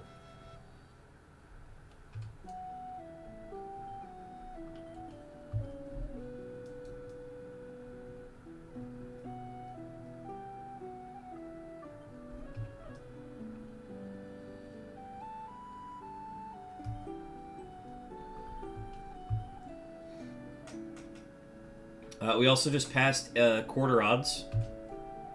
Past 2048. And we get a Dragonair out of it, too. I'm gonna pull a quick bait strat to see if we can acquire this. Oh. Okay.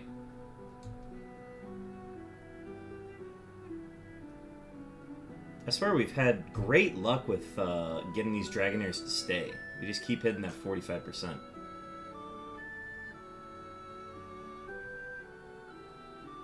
Stacks, welcome in. Chopin, welcome in with the raid. This is not a shiny Dragonair. I'm just getting a practice attempt in on it. Alright, we do one more ball, and then we go to 2 baits. Chopin, how was stream? How was Hades 2?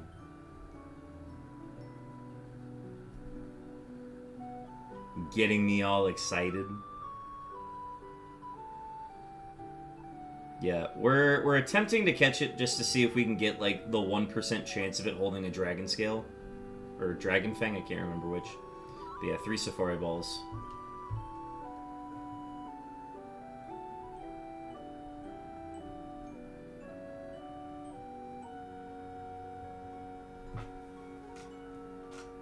We don't get to see these very often, so I like to at least get some attempts on these. Good stream, a lot of good runs and unlocking some stuff. Still can't beat those upgraded bosses. Gotcha. Alright, it is eating. Throw 2 more baits. Yeah, I don't know what it is. It's got like a very slim chance to run away, and it has not done that.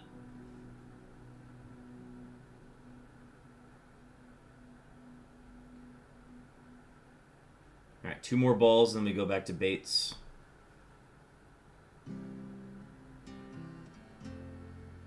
It's gotta run away at some point, right?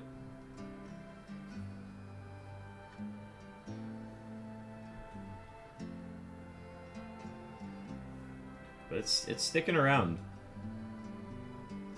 Practice catching? Yes, this one is not shiny. Okay, it finally ran away. I just figured we haven't thrown at one in a while, but we might as well give it a try. Cheese Puff, welcome back. Is this a shiny Dragonair? It is indeed not shiny. But we don't see them every day. I guess we do see them every day during Safari Week, but we don't see them often.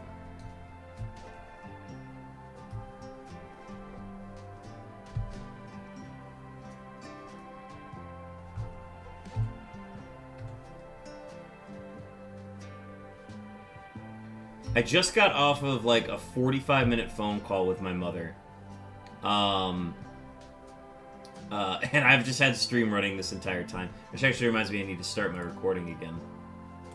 Because I turned off the recording for storage purposes, but... It would have been bad if we would have found a shiny in that time. It wouldn't have been terrible. We still have like the streamed VOD on Twitch and YouTube, so like it wouldn't have been the end of the world, but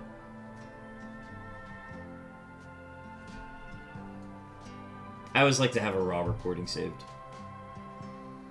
Is the 2000 number supposed to be recentered now that it is a 4 digits?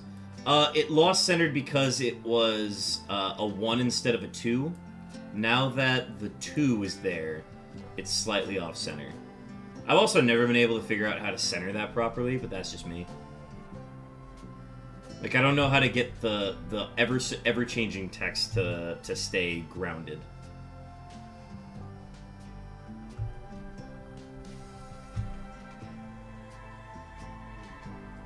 Yeah, because now that it's got a 1 there, it's not technically centered. I would like it for it to just stay centered, but every time I try to adjust it properly, it doesn't do that.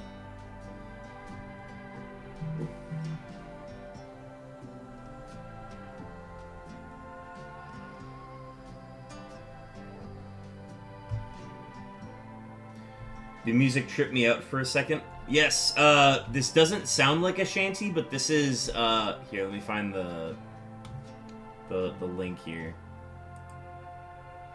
Pirate Tavern Ambiance, sea shanties and cozy pirate ship music for study, relaxation, adventure. That's what we're listening to. My day's going well. Like I said, I got off a phone call with my mother. It was her birthday yesterday, so I was giving her a call.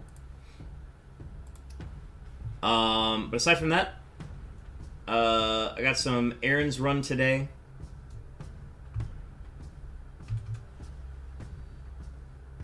And got ready for stream. Here I am. Chopin. Oh, Chopin needing to hydrate. I have to do that.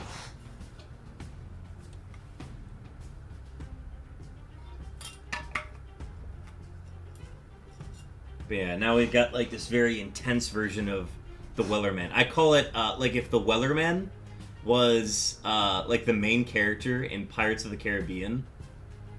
This song would be called Wellerman's Theme in the score.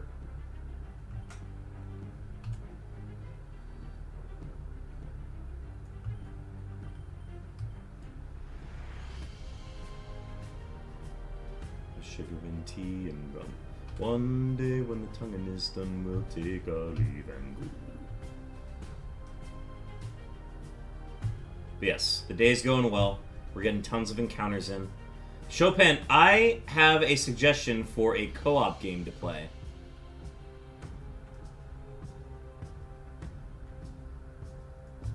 This doesn't even need to be on stream. It would be great for stream, but this also just doesn't have to be a stream thing.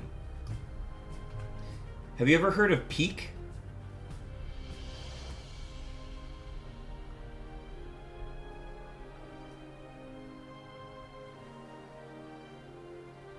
Have you heard of Peak? Look it up on Steam. It's $8. And it's like a 3D POV climbing game. Co-op climbing game.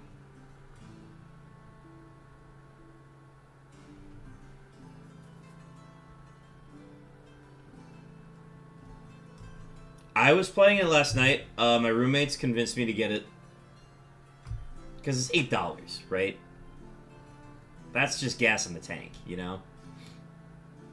We played that last night. I really enjoy it. I'm not very good at it, but I really enjoy it. It's a co-op climbing game where, like, the whole shtick is that... It's, okay, you think it's like that. It's actually, like, climbing, but it's also survival mixed. So it's not like the, oh, if you fall all the way down kind of thing. It's a, like, think of the climbing in Breath of the Wild and how, like, you have a stamina bar and you can only climb for a certain amount of time before you have to, like, recuperate from, like, the amount of climbing that you do. So it's climbing in Breath of the Wild. And, but it's also survival because you have to, like, manage your hunger as well. And if you take fall damage, then that takes out of your stamina bar as well. And the fun thing is, the map changes every, like, 24 hours, I think. So, like, we were playing a map last night. The map today is completely different, I think. I've been trying to get a big group together for a group game for a long time, but this does look fun. I think this might be the game. I think I might be playing it tonight with friends. And I will report back on it. But also, if you are available later this evening, like, probably, I guess it's a weeknight, but... Because I'm gonna be streaming this until, like, late. And then after this gets done, I'm gonna eat dinner and probably hop on and play that. But, not to say that we need to play this tonight. I'm saying that we should definitely consider doing this for, like, a stream. Or just for an evening where, like, I'm not streaming. You know my schedule is very open in the summer months. That's true. We will be in touch about this. But if this is a game that you are interested in, I would highly recommend getting it. If you're gaming tonight, we got a game. It's been so long. If you get the game, I'm going to wrap up stream probably around, like, 10-ish. I'm going to eat a quick dinner. Cook and eat a quick dinner. And then I'll be on.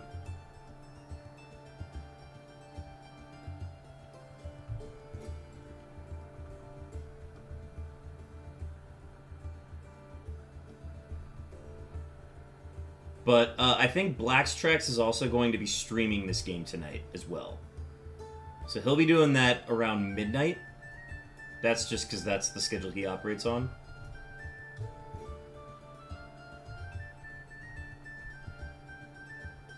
And he does that through his Loop Creative group.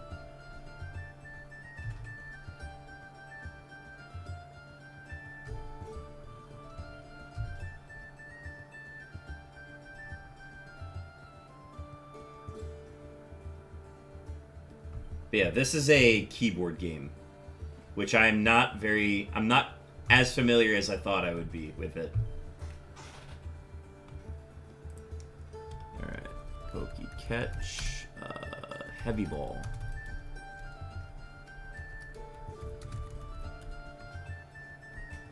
What I really need is a Minecraft crew that also plays other games. Well, I know Sly Weasel plays, but his schedule, I don't know if you two have the same. You might have the same schedule. I will say I don't think Sly Weasel's crafted in a bit.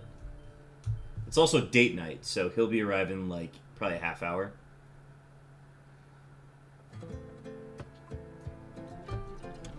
KBM is hard at first, but I promise in most games it is worth it. What's KBM?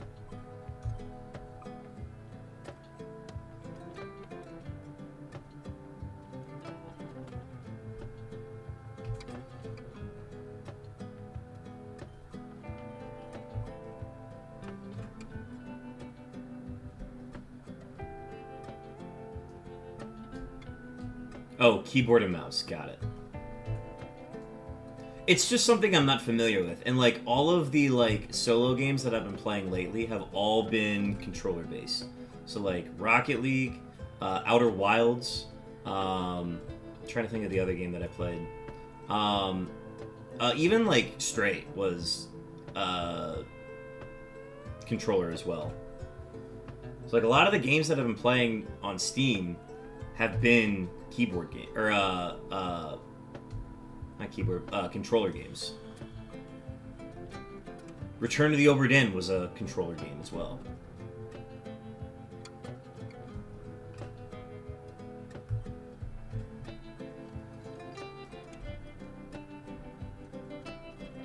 So to finally go back to like another keyboard and mouse game, it's been new. Oh, yeah, that's a good way to do it, too.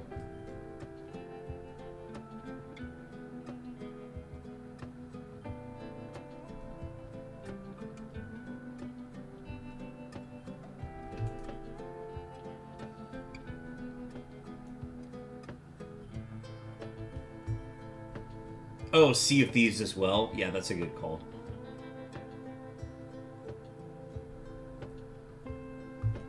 That's the thing, like, keyboard and mouse will always be superior going between the two, but there are specific games that are designed for controller that have to be done with controller on average.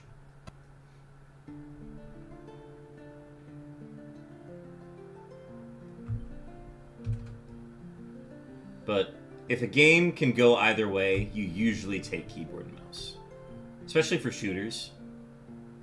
I myself am not a good KBM shooter. I've never been good at those.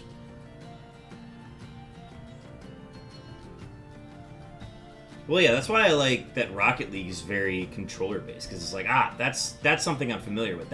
That's a device that I've been using forever. Keyboard and mouse, not the same. Only one way to get better as a KBM shooter is to play KBM shooters. Yep. The only shooter that I actually like is like the Star Wars Battlefront games. Those are the only ones that I've liked, and I've always done controller for those.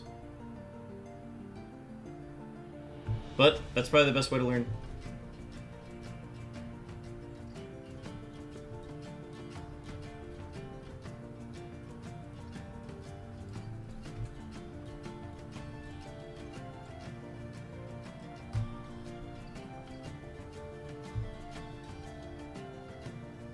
For certain games like Baldur's Gate 3, controllers make it playable for me, but Death Stranding shooting is so much easier on keyboard and mouse. That makes sense. Yeah, when it comes to shooters, I feel like you have to do it on keyboard and mouse. I cannot. It's not that I cannot, it's just that I'm so not used to it. But also, it's also hard to like set up a controller to play on a controller for shooters, because just sometimes the plugins just don't work correctly, or like the mapping doesn't work how you'd expect it to.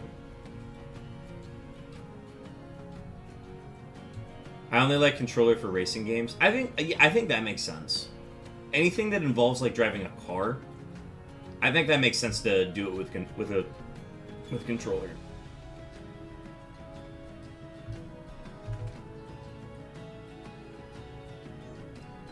Just head first, switch a game to KVM, and struggle again. You're right. It's the best way to do it.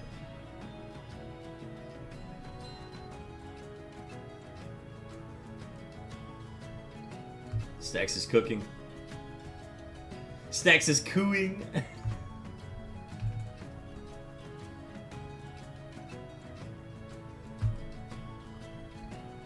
That baby's cooing.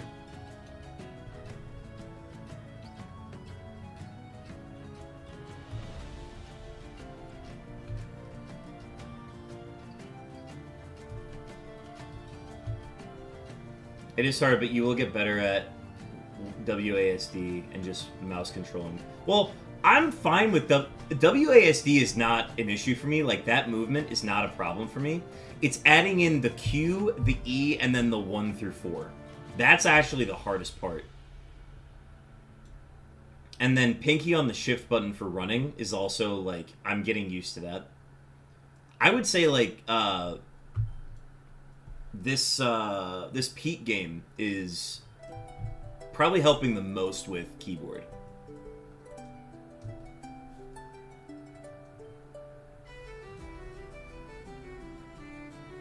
But yeah, it's like I was talking about earlier with getting used to like doing independent shiny hunting with these independent systems. The hardest part is like the first time doing it because you're establishing these neural pathways to build these muscle memories in the first place, so that by the time you get to like the 4th day of Safari Week, you're fine because you can multitask, interact with chat, and still be able to do this hunt. Because the first day sucked. The first day of this hunt sucked because I would do like 100 encounters and I was like, I just did a lot right there. This is a lot for me to process right now. And now it's much easier compared to then. Pinky shift is pretty easy with pinky control. Okay, well, it was pinky shift to sprint, and then I would jump with space, but then I had to hit E to grab onto the rope, or to, like, the ledge that I was jumping on in Peak. And I was like, oh, this is not a combo that my hand is used to doing.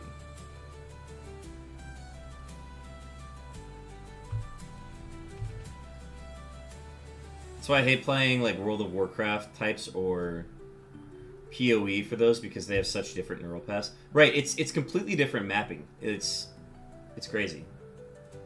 Scroll wheel jump. I've never thought to do that. I feel like I would hit that by accident. I like space for jump. That's how I think of the Y button. Y button is always jump, you know?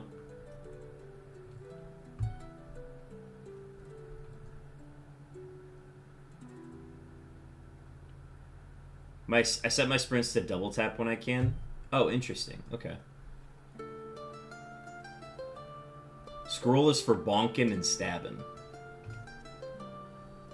That's fair. That means you can do a ton of it.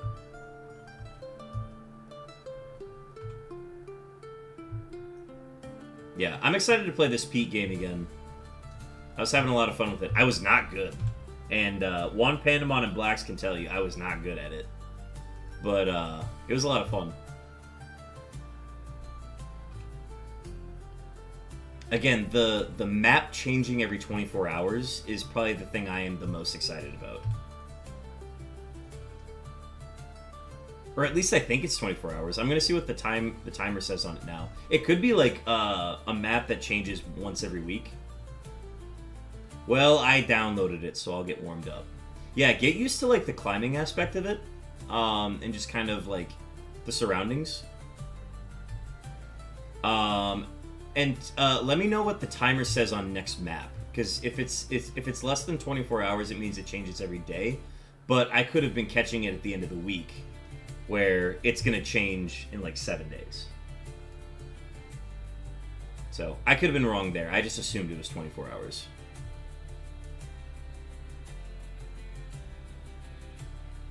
Okay, warmed up.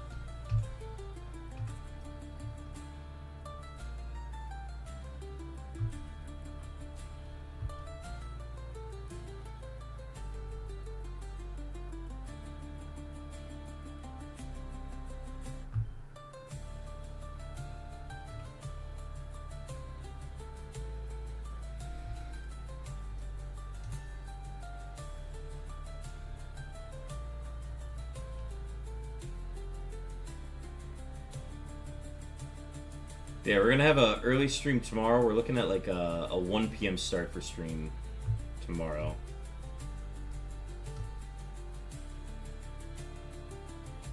What's our soundtrack for the day? Welcome in, Embert. Mike, we've got a sea shanties going. Let me find the name of the playlist again. Pirate Tavern Ambiance. Sea shanties and cozy pirate ship music for study, relaxation, and adventure. I just wanted to do something like sea-based theme. New island on the daily. That's amazing. Okay, I'm so excited. Yeah, we're listening to some sea shanty vibes while we're fishing. I feel like that's the best fit.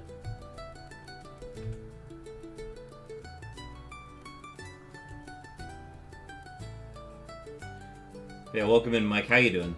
We have an ad starting soon as well, just an FYI.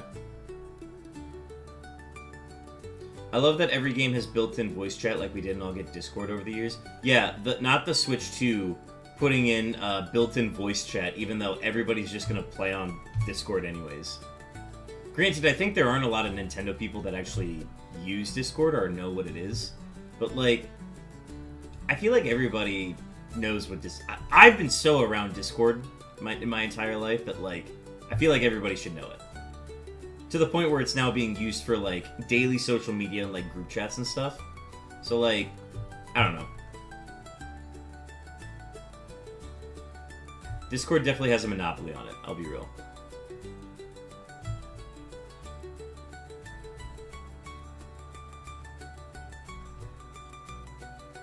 Making Xbox Live in 2025 is a crazy move that only Nintendo could pull off.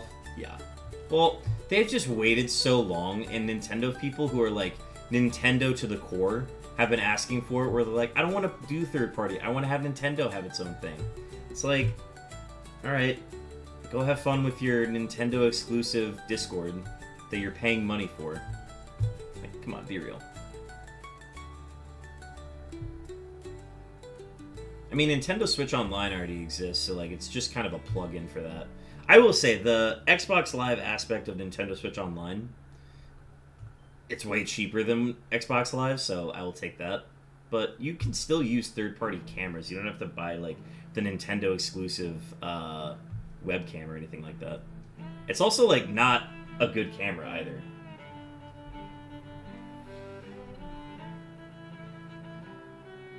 This playlist only has, like, 12, 14 songs on it, so you're going to hear a lot of them over and over again, but...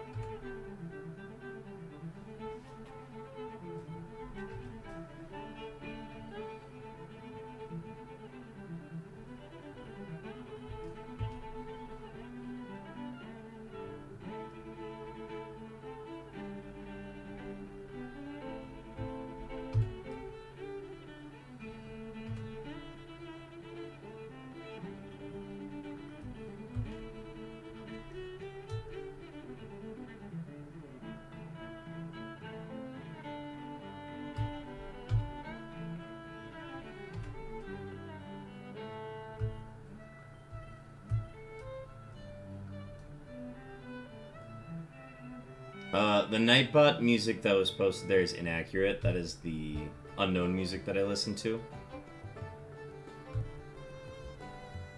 But, if you want to check out that music, you're welcome to. Also, we have a Wild Event Mischievous, which I'll be throwing an Ultra Ball at.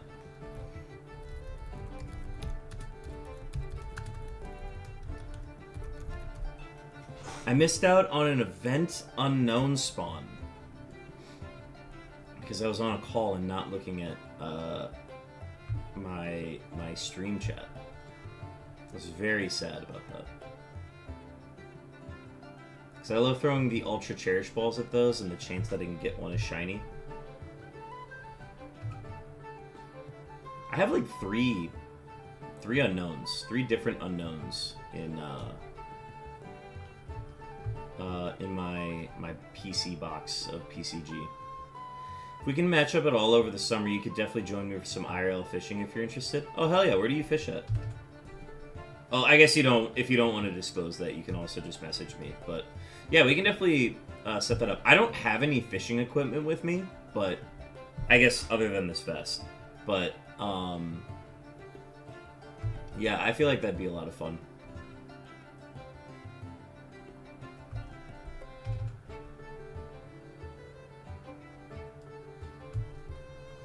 I'll be missing out on my family fishing trip that my dad and my uncles like to go on. They like to do a flying fishing trip up in Canada, where like you drive up to a location, and then the plane flies you into like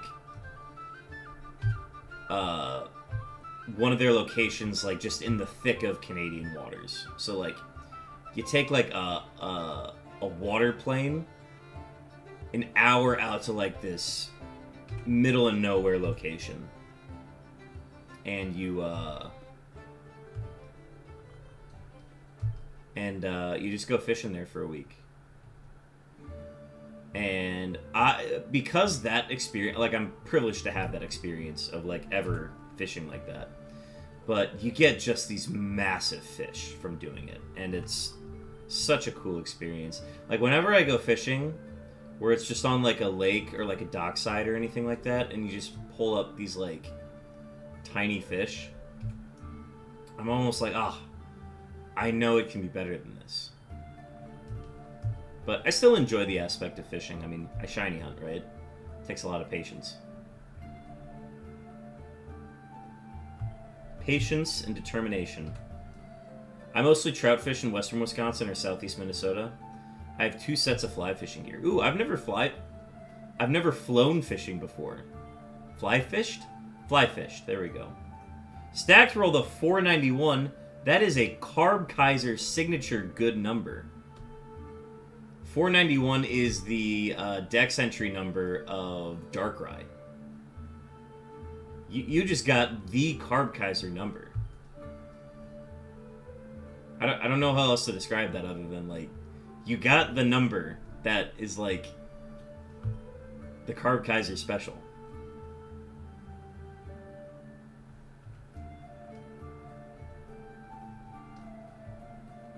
It's not a shiny roll, but like, it won't get you in the Hall of Fame, but like, it's a very significant number within my circles.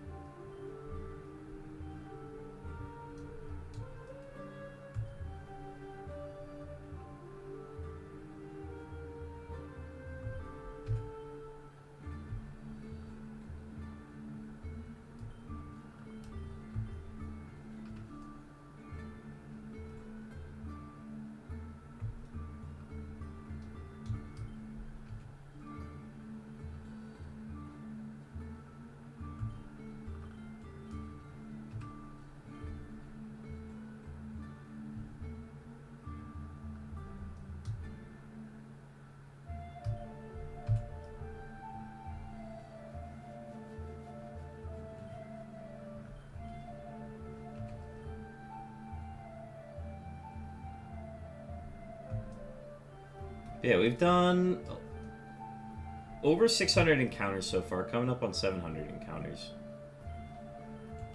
The more I think about it, like, we talked about potentially going to 1,500 encounters tonight. I don't think we're going to hit that, just because I took basically 45 minutes on that phone call in the middle, and that's just... That would mean we'd be streaming for like 7 hours, and I don't want to stream that long. I also would like to eat dinner as well. So I think we're going to go to like 1,000 encounters tonight. Which would mean we'd probably wrap up at like Probably 2,500 encounters. Since we started at 1,500. I took Cal recently and we caught his first trout and first time fly fishing. Oh, hell yeah. No dinner for me? Then what am I cooking that rice for? I got rice in the rice cooker right now. Alright, well, Chopin said so, guys. I don't get any rice now. I don't get any... No dinner for me. No, I think we'll go to 2,500 and that'll be that for today.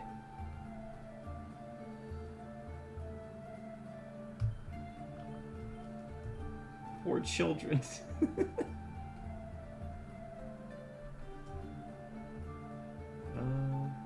Yeah.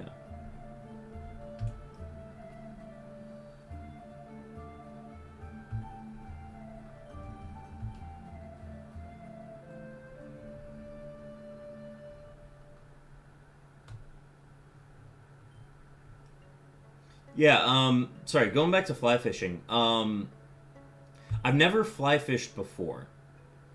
I kind of know the motions of it, but I feel like there are intricacies to it that I wouldn't know until I actually do it.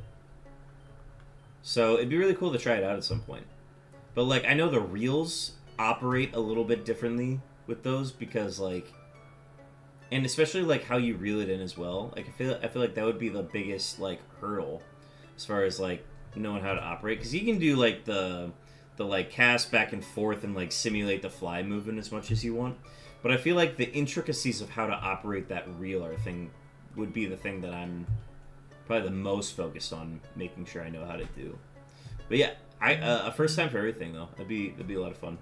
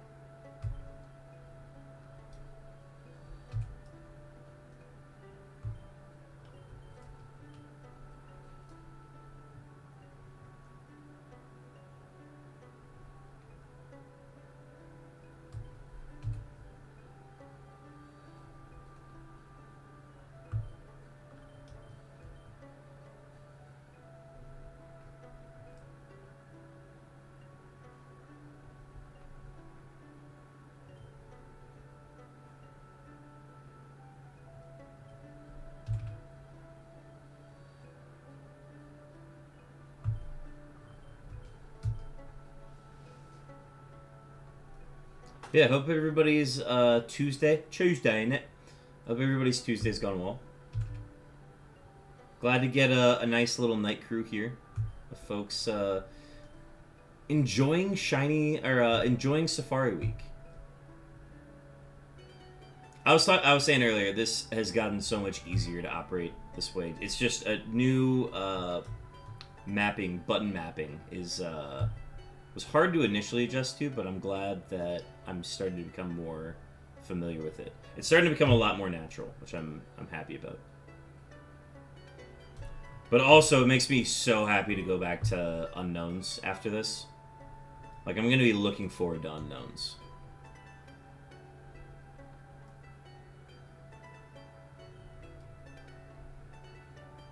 Lucky for us, I teach beginner fly fishing classes at my work right now, so I know the learning curve well.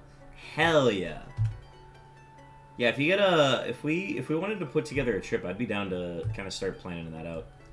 Like I said, the summer is busy though for me, so it's kind of tough to find a good date that works. But I'll be down eventually if a date works out.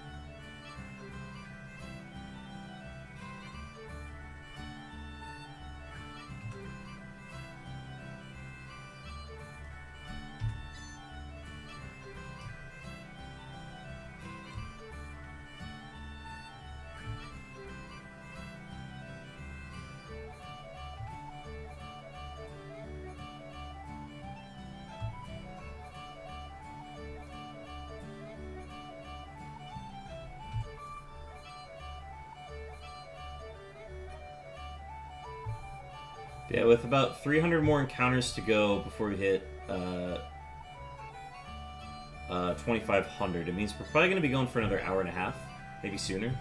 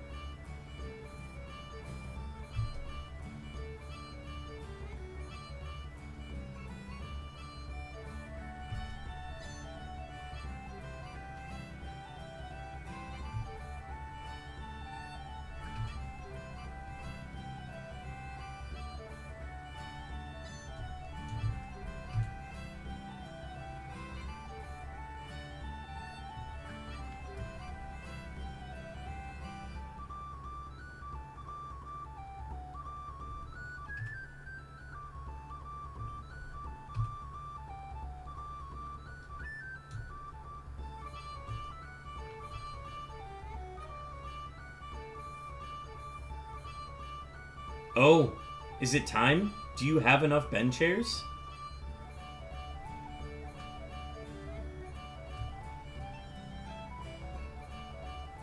Do you have the 65,000, however many, 536 bench chairs now, Stacks?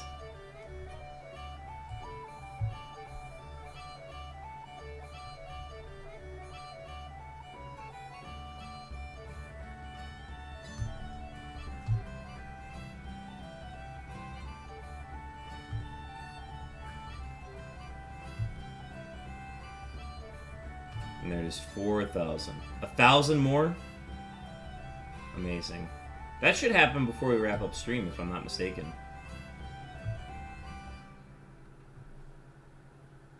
Just like with the automatic ones, and then the ones you get from, like, hitting the little chest button.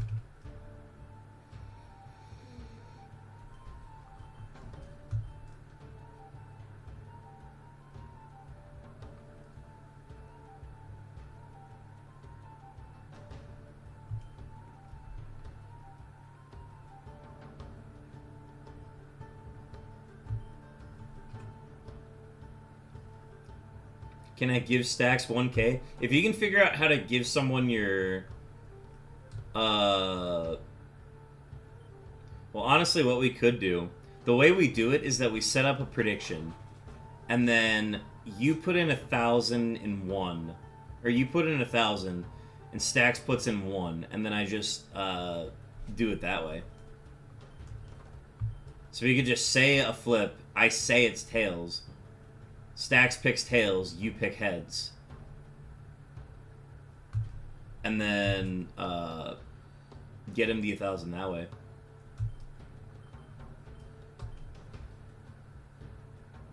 That would be the only way I know how to do it.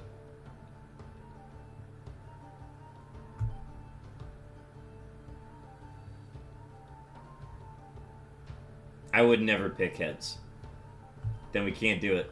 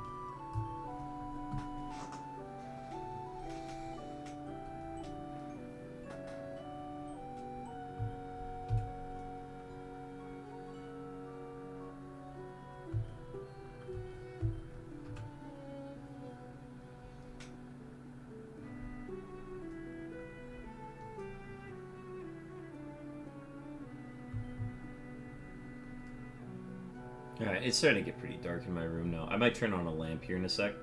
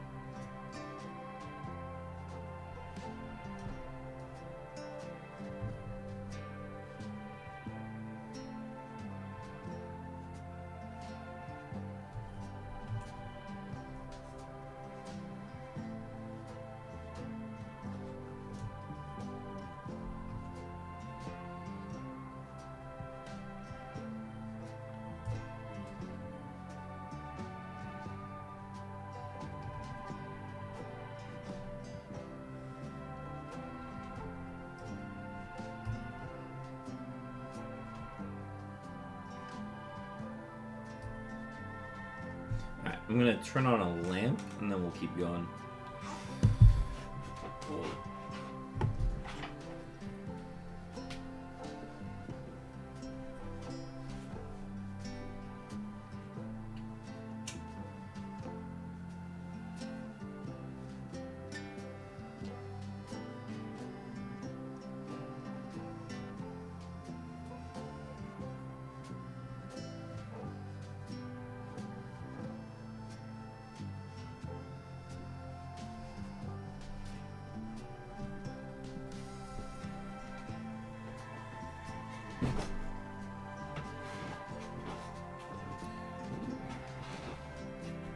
We're gonna open a pack, folks. We're also gonna do that. I lied. We're gonna do something also fun.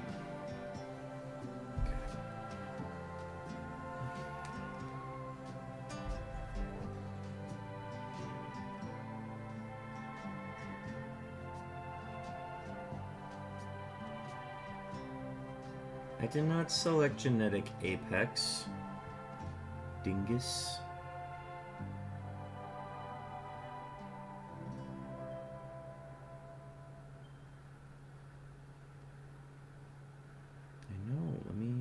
Select Space-Time Smackdown.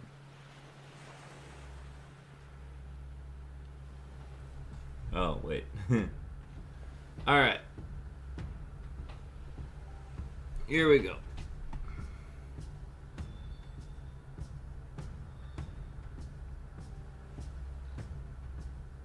No! No! Alright, we got Gibble, Roselia, Slugma, some of these nuts, Mars. Oh, okay. Rhyperior. Do I have this one? I don't think I have this one. I guess I already have it, but still, I'm happy with that one. I forgot about it, so it's new to me. That's fun. We're having fun. And then, let me get my little bonus pick here. The time is done, we'll take a leave and go.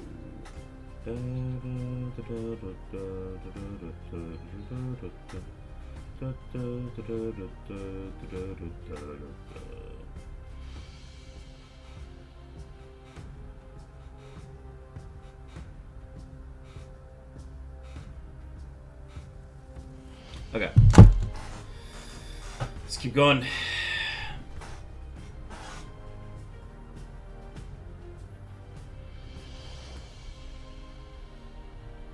We got another 250 encounters to go before we wrap up.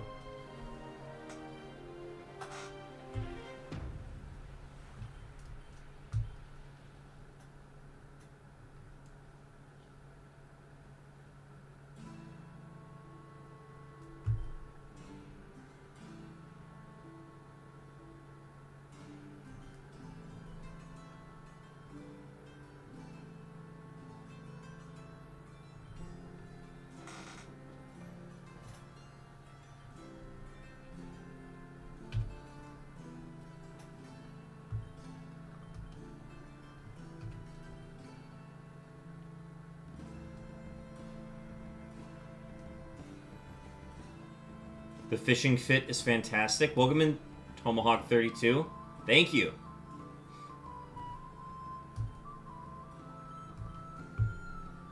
You gotta treat it like it's the real thing. I'm actually gonna be moving a boat into my room to get as close to the action as possible. As close to the real thing as I can get. It got lost in the mail though, so I don't think it's ever gonna get here. Also, sorry, we have an ad starting soon as well, FYI.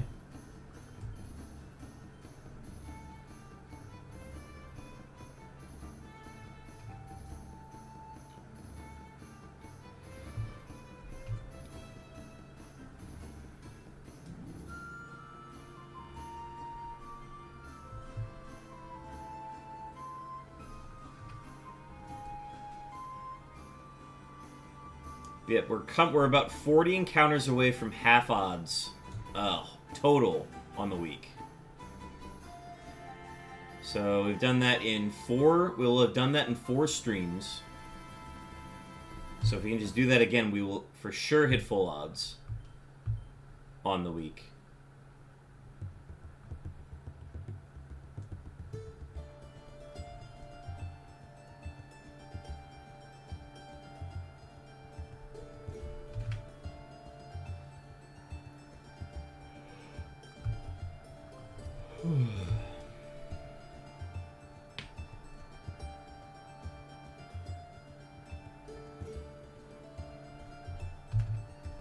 We might need to call upon one more Baja Blast before we wrap up tonight. Mainly just because I can do that, and then I can have it with dinner as well.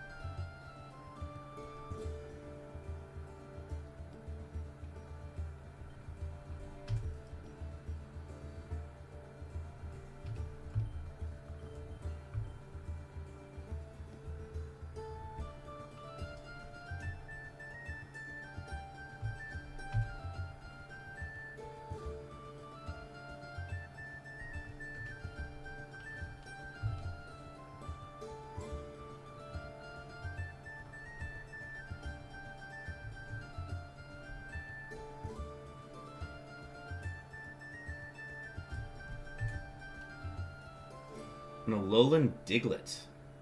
Interesting. Let's get our hands on that. That is ground steel. Can I throw a magnet ball at it? I can. I do have one of those. amazing.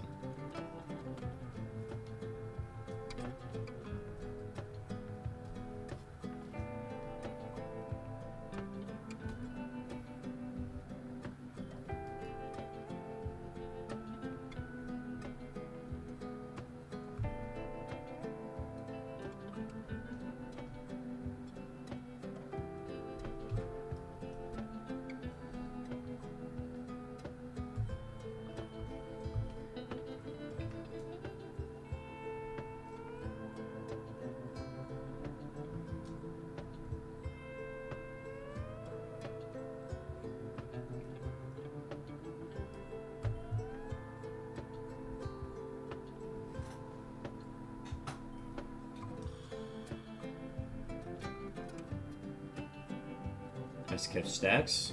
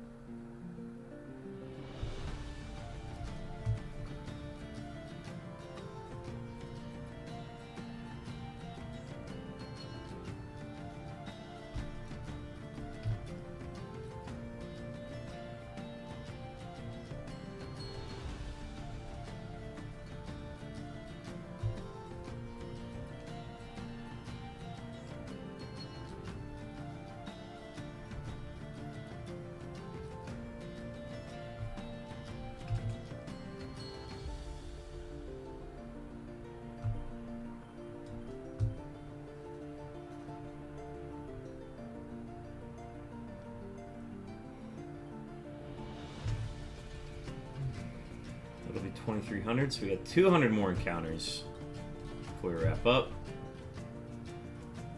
We're also 4 encounters away from half odds on the week.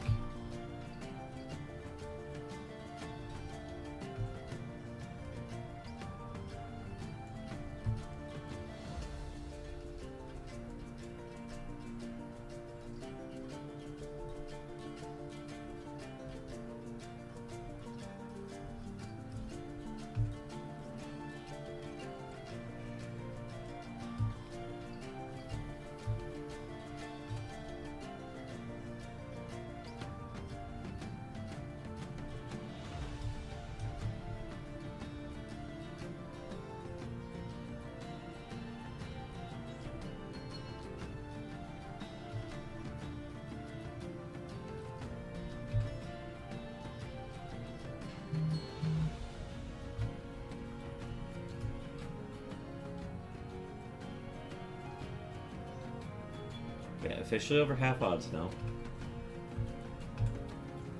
It's not like too significant. Because it's not like, you could look at it as like the halfway point. Because we at least want to hit full odds total for the week on 8 days of streaming. I would like to hit 10,000 actually, so we might have to have a longer stream one of these days coming up. And it might be Friday, honestly.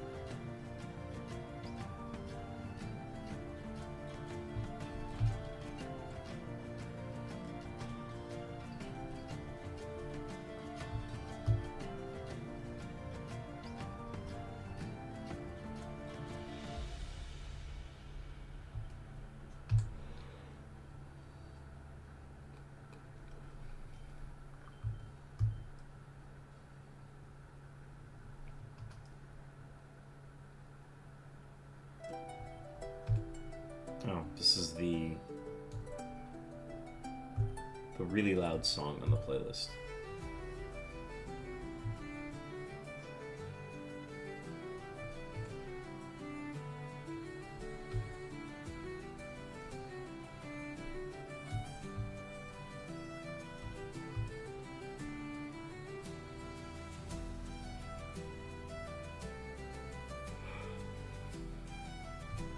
Carcass, I think you missed it. Stacks rolled a 491 earlier.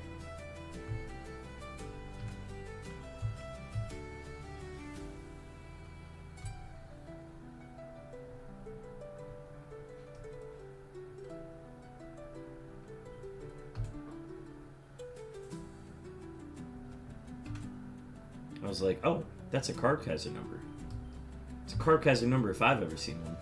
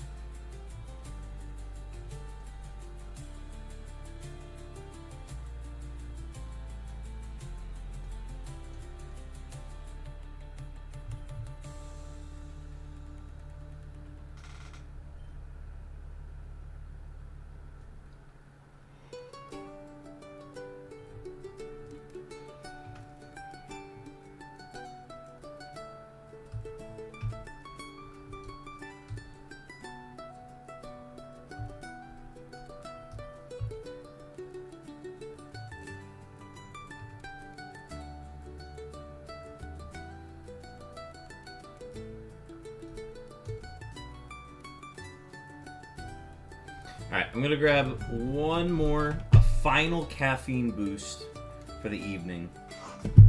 And maybe a shiny boost because it's going to be a Baja Blast.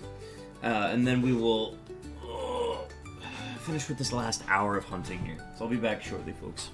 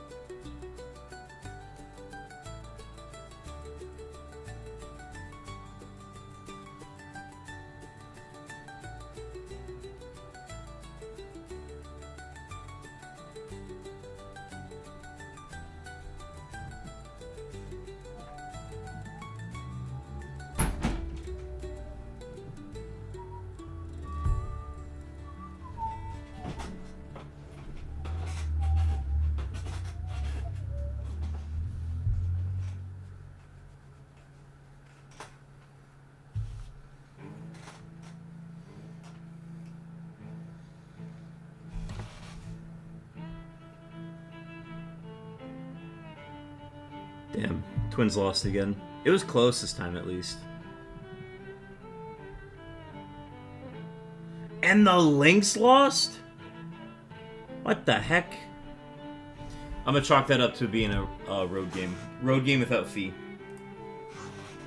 That's what it came down to. I swear it. Alright, let's see.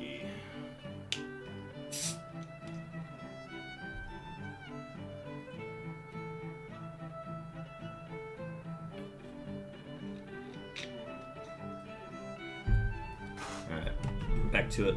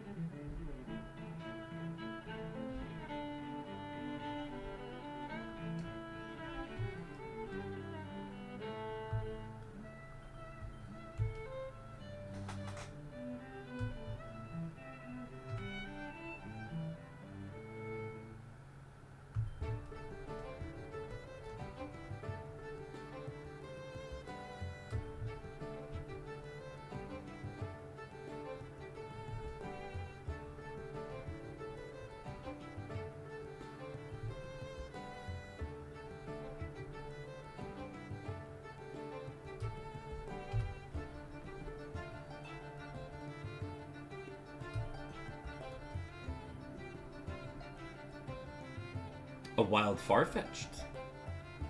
And they were roommates. Yeah, I'll catch you, why not? Oh my god, they were roommates. I don't really care to catch a Farfetch'd, but we will throw a ball. In the spirit of the Pokemon catching game, I will throw a ball.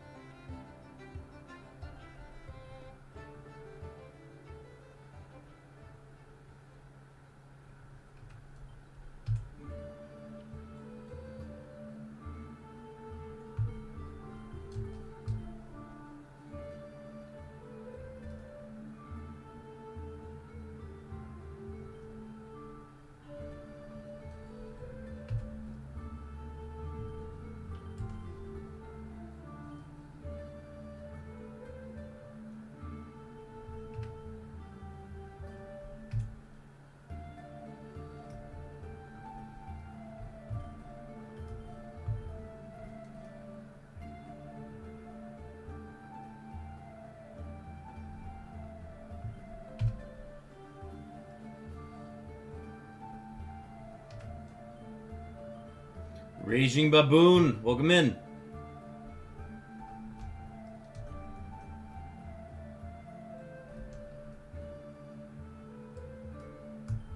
We are in the thick of Safari Week, hunted for that 1% Dragonair, but honestly, we'll take any shiny in this area. We got our fisherman's outfit on. We're prepared. We're getting as close to the action as we can in this fishing-focused week.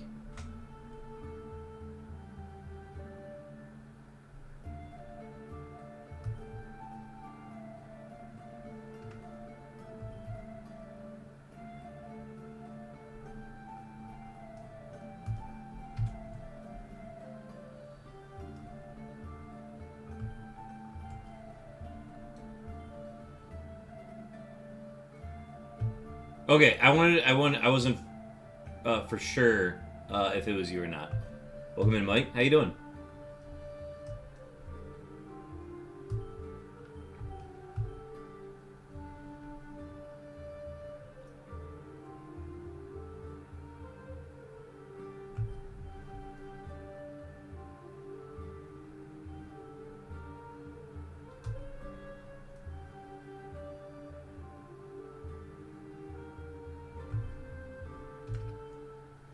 Just playing some games. Saw your stream, so popped in. Appreciate you stopping in, man.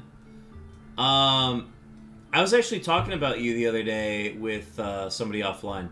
One of my friends was interested in getting a, I think it's a Mew EX from Dragon's Exalted graded. And I remember that you were into grading, and I don't remember what your, like subscription or membership to was a PSA that you had, but I was wondering if you knew anything about that card and if it'd be worth getting graded. So you saying, yeah, I would look into getting it graded at some point. I just don't know where to start, and I'm like, I know one guy who might be able to.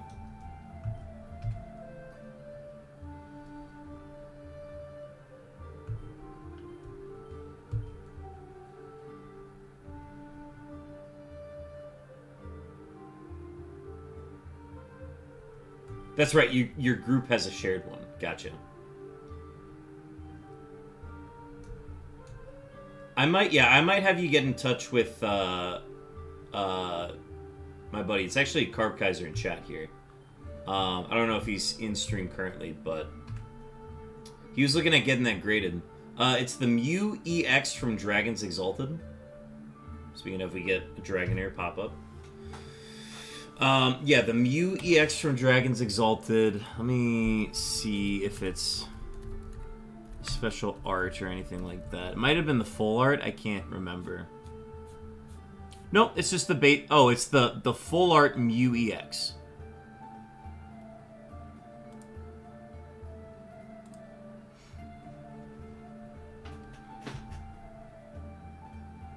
So ungraded, it's about a $122 card. PSA 9's about a $440 card. PSA 10's like a $1,900. Yeah, the full art.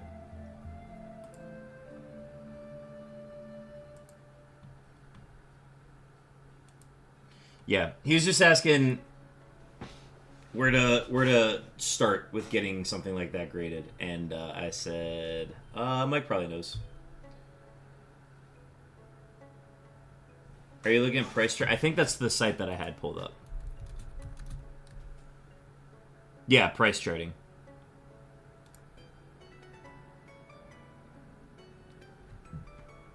You can also get a damaged holofoil for like $102. That's just on TCG Player, though.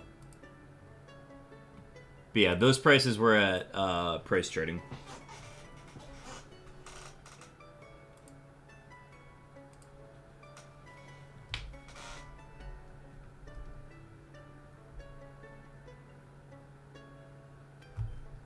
For sure. I also don't think he's like too concerned about getting it priced. I think he just wanted to get it graded. But yeah, to get it through your group, how much would it cost to get that graded?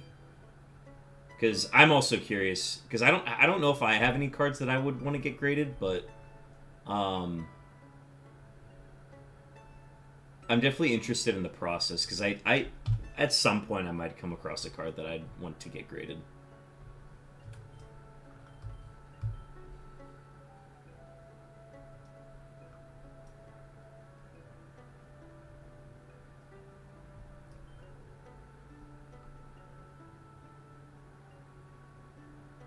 $15? Oh, sweet.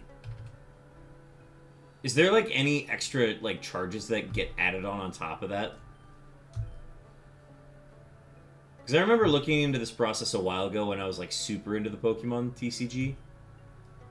But I remember seeing like there might have been like additional costs as well, especially if like the card itself ended up being worth a lot of money. Like they would add on like kind of an extra amount. You can get upcharged. Gotcha. And obviously, if you were to get like a 10 on that, then it'd be worth the money to get that listed as a 10. I'd have to see what else, because I know I've got a few cards that I would love to see get graded, but I'd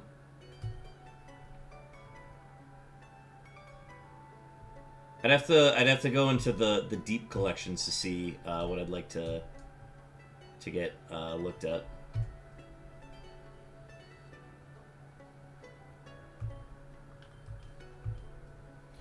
Probably the Celebrations Charizard that I pulled.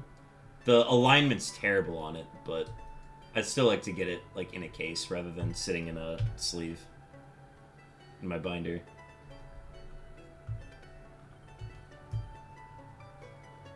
Covers their asses for insurance on shipping. Yeah, that makes sense.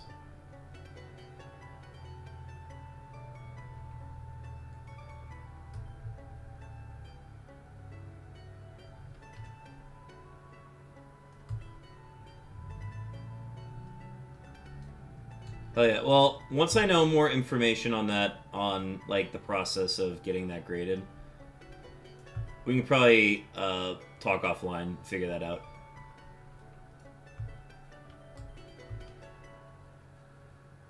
But I figured I'd mention it since I think we talked about it last night, specifically.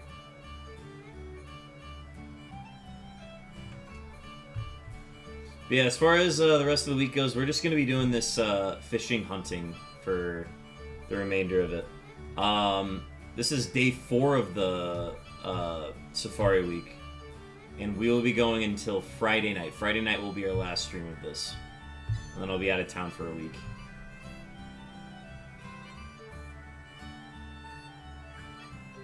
Only 23 PSA 10s in existence for that Mew? Holy cow. Well, I know whenever anybody sees that Dragon's Exalted set come up, everybody loses their minds because it's a set that like is never printed, you know. What would it take to get like a sealed pack graded? What would that look like?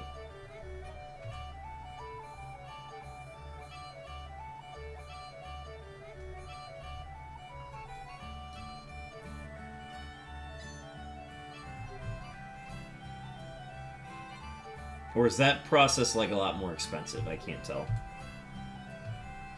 Never done it, but I think it would cost the same. Okay, cool. Yeah, the set that I have 5 sealed packs of HS Undaunted, which is an old Heart Gold Soul Silver set from Gen 4.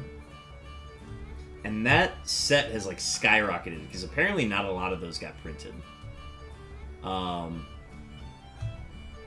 But I mean, I don't think I'm ever gonna open them. If I ever get, there's only one chase card that I want out of the set, and it's the Umbreon Prime. And I don't think it's gonna be in any of the 5 packs that I have. So you can pay more for grading to get the turnaround times down. That makes sense. I honestly don't care about the turnaround times, so. But I know some people are time sensitive on when they want to get theirs back.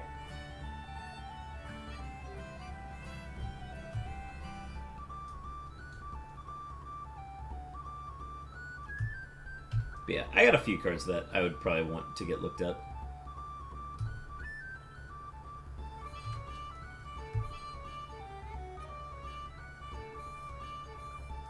If I think the alignment's bad on one of them, I might not even consider it, but... Vintage time doesn't really matter, but modern does it if you want to flip. Oh, true, yeah.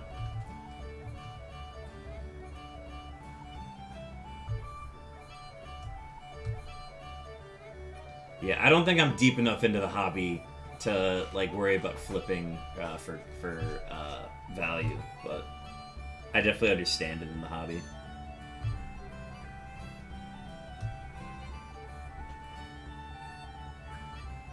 Which one, the Umbreon Prime or the Mew EX?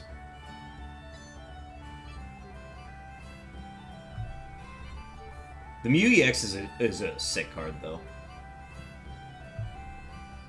Yeah, the Mew EX is... It's a really nice... When he showed it to me, I was like, oh, that's kind of nice. I like that. When he first mentioned the Mew EX, I thought he was talking about the Bubble Mew that everybody's been talking about. It's in the modern set. PSA 10 sold for $2,100. He's been sitting on... Card Kaiser's also been sitting on, like, a sealed case of Hidden Fates that is, like, doubled in value, nearly doubled in value since he bought it.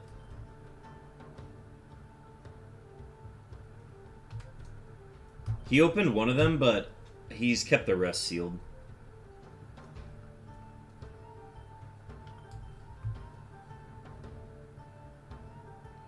PSA 10 ranges between 2,100 and 4,800. Damn.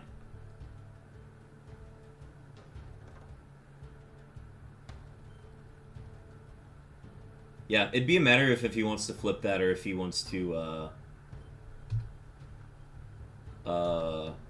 sit on it, let it gain a bit more value. Because like once it's sealed, once it's like graded,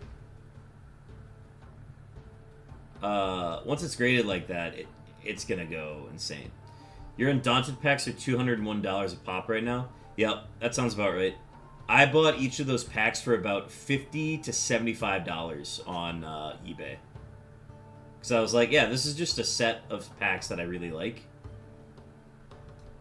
And would love to get them when I see a good price on them. Yeah, I would never pay $200 for those now, but... Wild Event Blossom.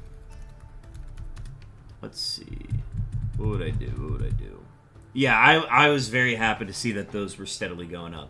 I think it's because it's those Gen 4 Heart Gold Soul Silver sets. Those just didn't get printed enough, so there's not as many out there as some people would think. Pokecatch. What do I want to do for this one? Let's do a Sunball.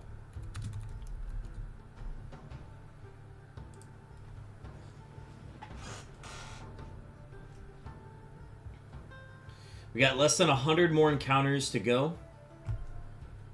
And we're going to wrap for the night. It's been a good stream, though.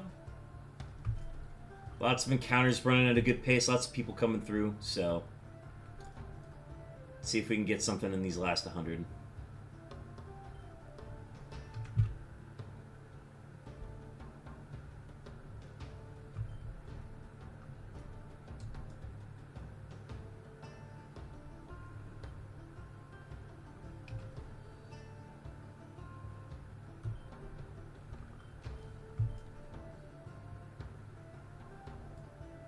I picked up a collection while I was at my wife's house in Indiana. Paid $250 and it's worth $1,200.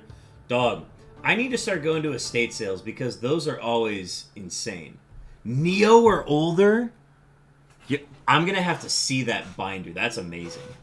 Not binder, but I guess collection. Yeah. Next time I hang out, I gotta take a look at that. Neo or older is crazy. Send you pics? Hell yeah. Yeah, shoot them to me over text or just send them on Discord.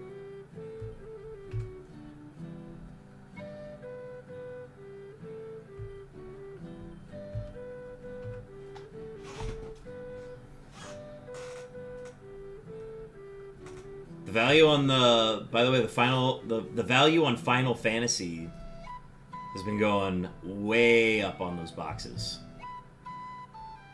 Have you seen the prices on those alt art or alternate colored Chocobo cards. Just texted it? Hell yeah. Take a look at these.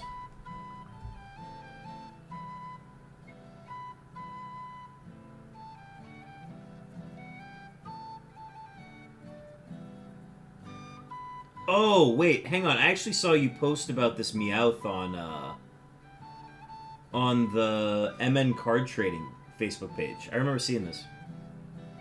Collector booster box is $1,100, I think. Jesus. And that's a modern set, too. That's crazy. Oh, yeah. Yeah, you got some Fossil in here. Yeah, these are nice. You got the Rocket set as well. Second release, base set, second edition. Sneak Attack. Ooh, Rainbow Energy. Nice. The Dark Gyarados was the one that was reprinted in Celebrations, along with the Venusaur. Oh, this is nice. So, fun info about that Machamp. The Machamp is listed as first edition, but that's because there's no other Machamp that isn't first edition, because it came in the equivalent of like an Elite Trainer box back in the day, and it was part of that set, and it was the only way you could get that card, and all of the Machamps in that set were listed as first edition. Yeah, that's very cool.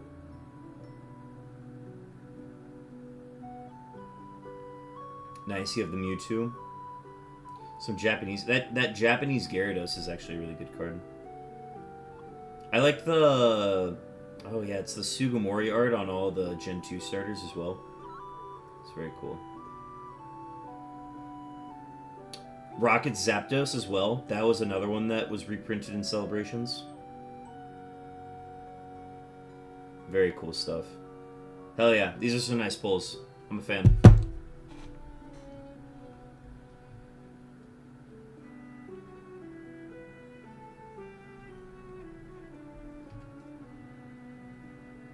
The Meowth is clean. I want to grade that.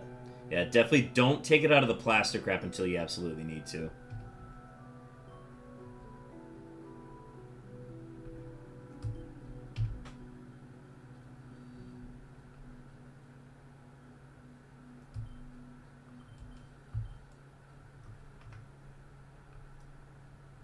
Do you happen to know what that was a promo for? Because I could see that being for like a movie or something. I know it doesn't say it would have said movie if it was, but I'd love to see what that was a promo for. And they grade the wrapper. Oh, that's amazing. That's actually good to know. I didn't know they actually graded the wrapper as well.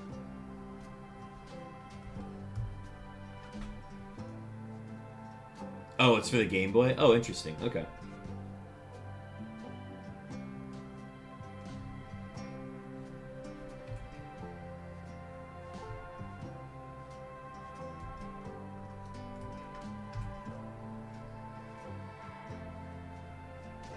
Huh, okay, so I should take better care of my plastic wraps then.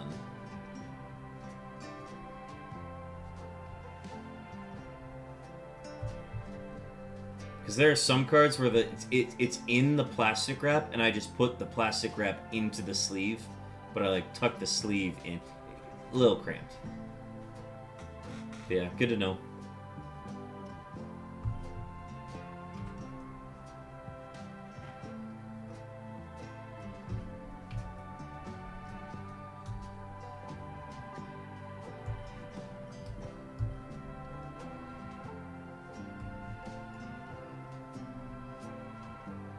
That Van Gogh and Pikachu, if people saw it off-centered enough, they just sent the pack. Oh, interesting.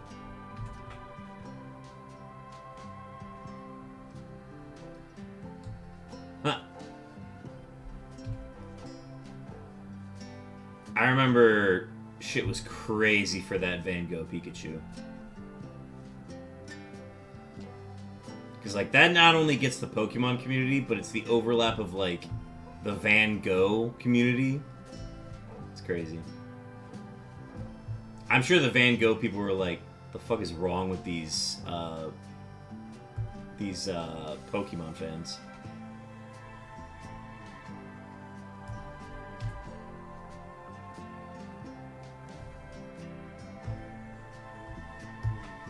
That's what it looks like in the pack. Let me take a look here.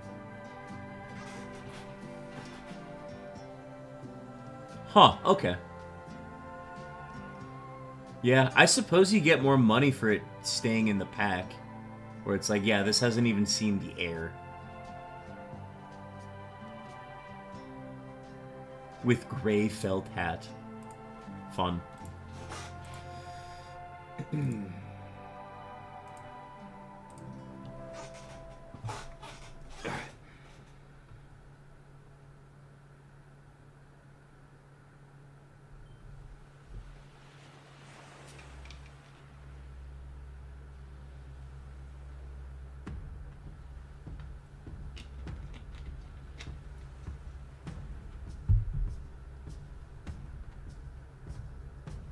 Yeah, if y'all ever have questions on that stuff, just shoot. Always happy to help. Hell yeah, man. We'll do.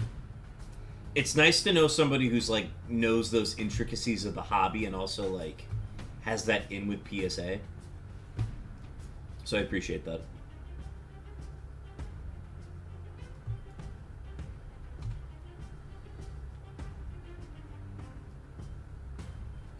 Especially if I ever consider, like, starting to sell some stuff from my collection. I'd probably consult you on that kind of stuff.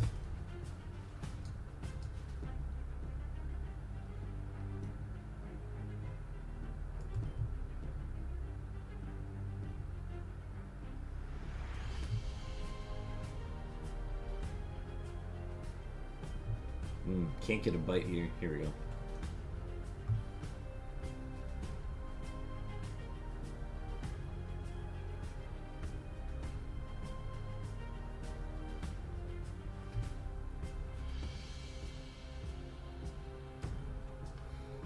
So yeah, folks, we're going to wrap once we get to like 2500 or 2508. 2508 would get us to the nice round number on the total hunt. But once we hit there, folks, we're going to be done streaming, but we are going to be rating another Safari Week stream, so be sure to stick around for that.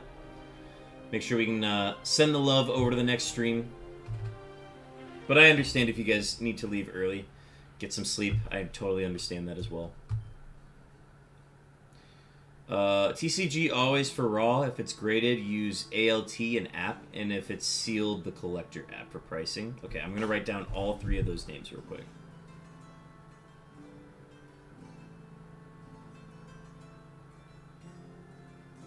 Because I'm gonna forget this. I'm gonna forget this message that you're sending. TCG grading rule.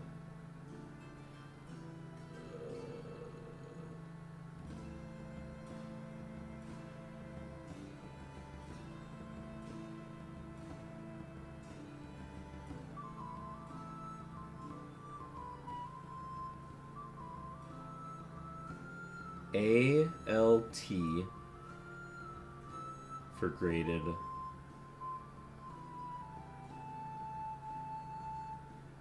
collector sealed. No, that's fine. I'll just write it down now. But getting that Twitch conversation chatter algorithm up, yeah. No, yeah, true.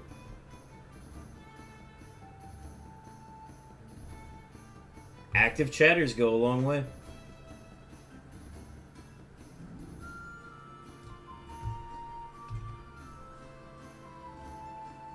Yeah, I would say overall this has been a pretty successful Safari Week. I mean, we found our one target, which I was very happy about. We got the one Sea King.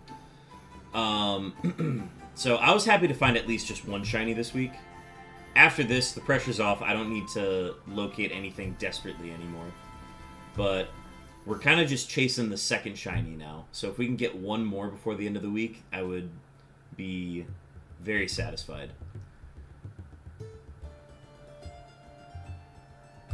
And if for whatever reason we never finish this phase before the end of Safari Week, I'll probably just do some offline hunting as well. Because I'll be out of town, so I'll be probably just single system hunting on my own.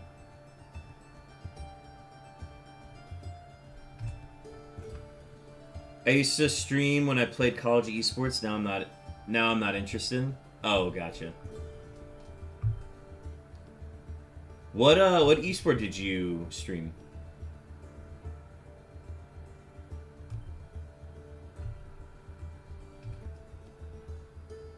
If you ever wanted to get back into streaming, I feel like my buddy Chopin's been doing. I've known him since college.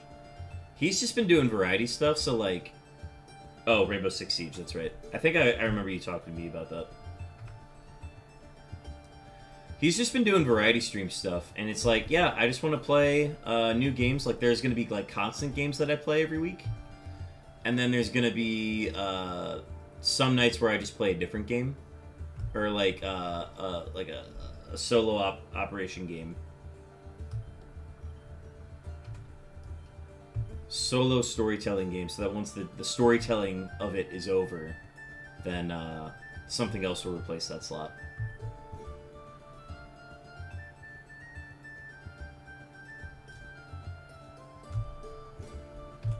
But yeah, streaming's a grind. God, it took me like years to finally get up to affiliate. But also back then, I didn't really care too much about like getting viewers or like getting monetized or anything along those lines. But now that I have it, like, it's kind of elevated how much I put into these streams now. I can't keep a schedule is my problem. Dude, me neither. These summer months are so busy for me that I just tell people, hey, I'm going to stream when I can stream. This week's an exception because this is like a once-a-year week of shiny hunting. So I try to map out my schedule well in advance. But the problem was they took so long to announce when Safari Week was going to be. So I was like waiting to kind of see like, okay, when is this actually going to happen? Thankfully there were no like hiccups with it. Yo, with the gifted. Mike, you are too kind, man. Thank you so much. Oh my gosh, I don't have the alerts in here. Hang on, let me drop those in. That's what I was missing. I gotta pop off. It was good to chat. Mike, thanks for stopping in, man. Always good to chat. We'll talk soon. Hopefully we can get some magic stuff going. But thank you so much for the gifteds, man. That's much appreciated. The gift and dip. That means that I need to get the YouTube alert or the. Oh, I also have to get the chat box in here. Where is it? Sub follow alert. Here we go. Actually, that can just stay up in the corner.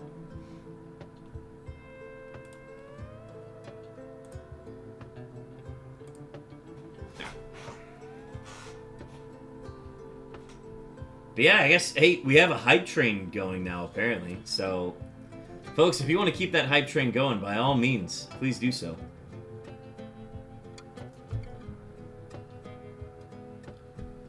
Well, excuse me. Raging Baboon, thank you again. Oh, you weren't subbed either. Gives 5 gifted and is like, oh, I guess I'm not subbed either. All right, we got the alert to go off this time though, so that was nice. But yeah, you'll get yourself some ad-free viewing, and then you've got yourself some fun emotes that you can now take advantage of. Here, let me pull mine up. All of these animated emotes are now yours for the taking. Let me see if I can get them all. There we go. All those emotes, half of them are like unknown related. But yeah, much appreciated, man.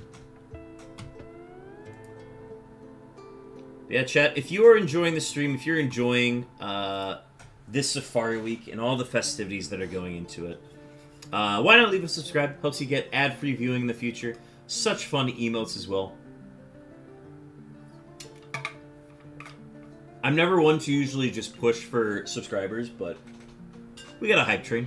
It's only going to last for a few more minutes. Might as well push. Carp Kaiser, thank you for the hydrate.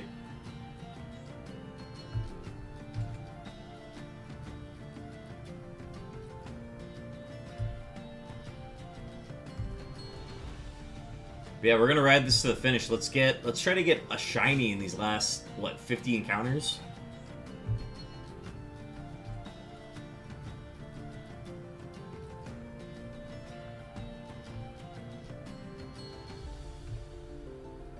It's the Goody Goose. It's the goose doing the goody.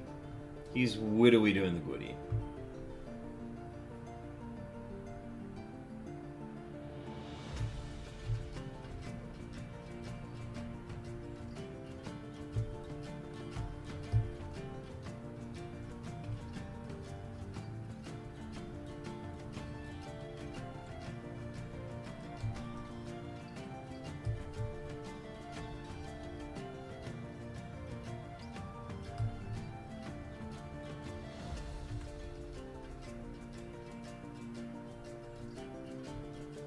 Yeah, so we got gifteds for Agkuma, Aldine B, Cheese Puff, and Closhi, and Black Scarecrow. Alright, sweet.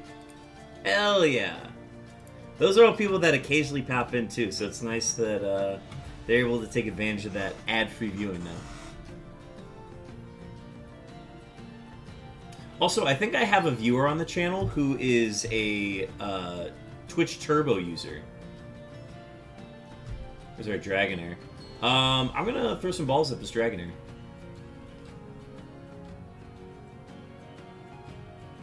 I'm telling you, man, that first bait that we throw always works. Alright, 3 balls.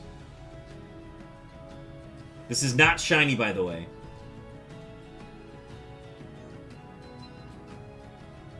We're just doing it for fun. I think I did that wrong. I need to do 2 more balls. But yeah, I can't remember what the flea rate is after that. There it goes. There's the hype train. The hype train has left the station. Appreciate everybody taking part, though. Thank you again to Raging Baboon, buddy Mike. So I was super thoughtful when people do that, so it's much appreciated.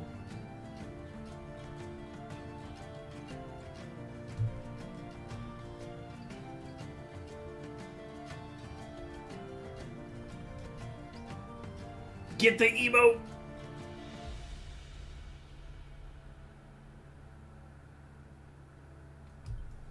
Get the emote from the chest? Open to see my reward. Ah! I got... Is that a... It's a dog that's a baseball player.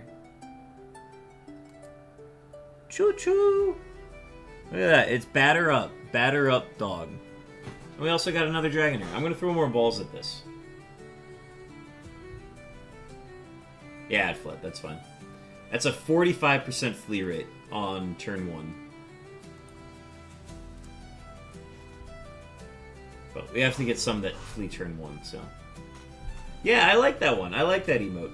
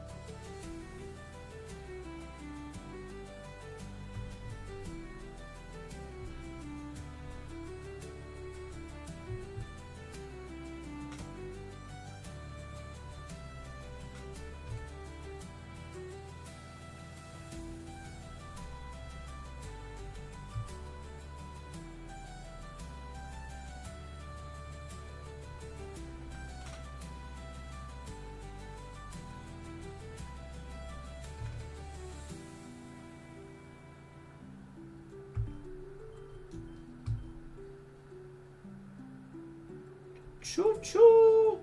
Oh, you got a little emote, didn't you? Hell yeah. I think that's one of the ones that Stacks had, I think. That's a fun emote to have. Choo choo.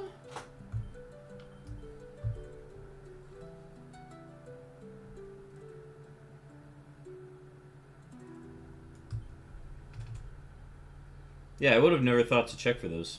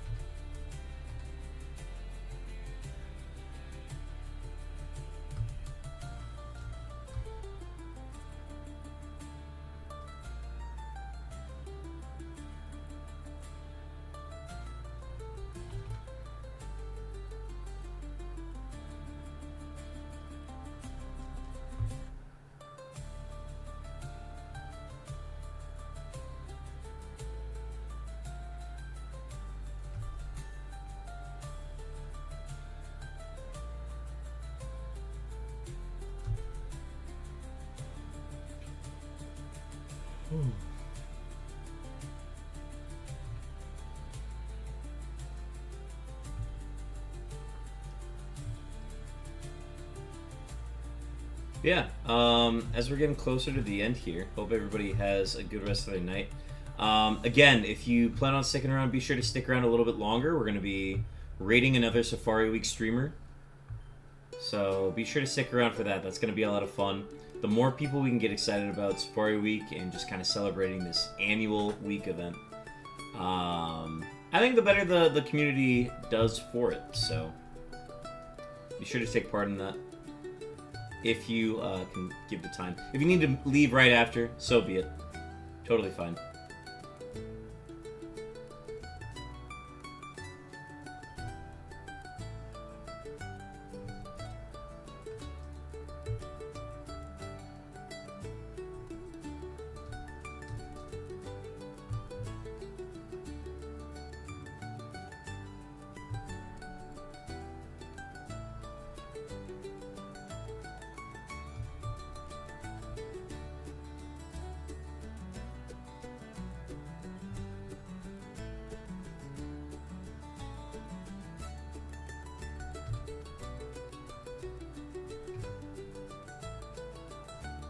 You are only one follower away from 200. We actually did hit 200 followers, but I think somebody unfollowed, like, at some point. I actually had 2 people unfollow, and we went down to 198, and then we went back up to 199 once we rated a streamer the other night.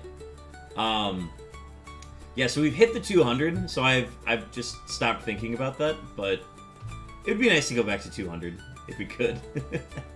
Alright, cool. We got one more Dragonair. I was looking forward to seeing one more.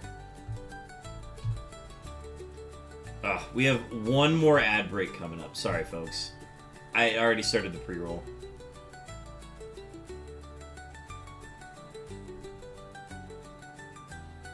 We'll keep going a little longer, though. That way, we don't end during the ad break.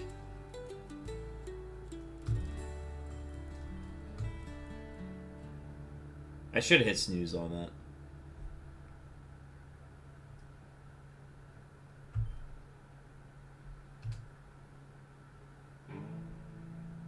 No, it was weird because I saw it go from 199 to 198 in real time. And I was like, did somebody just unfollow while I was streaming? Yeah, no way to tell. I think it had to be like a spam bot or something that was like followed and then like got disabled somehow.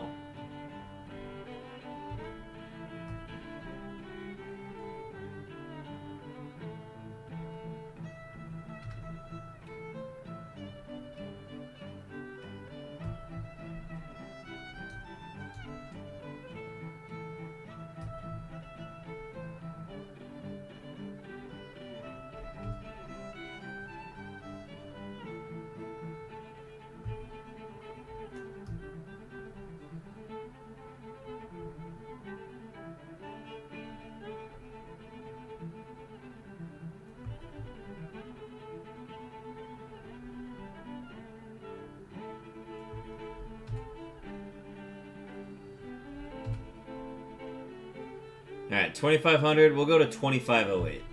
That way, that'll get us to 4,300 for the night. Or for the week, sorry.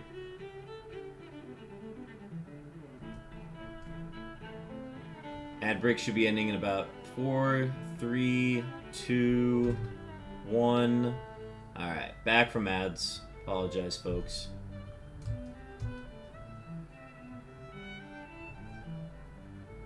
But yeah, 6 more encounters. And we'll call it a stream. Again, appreciate everybody hanging out tonight. This has been a lot of fun. We're halfway through Safari Week.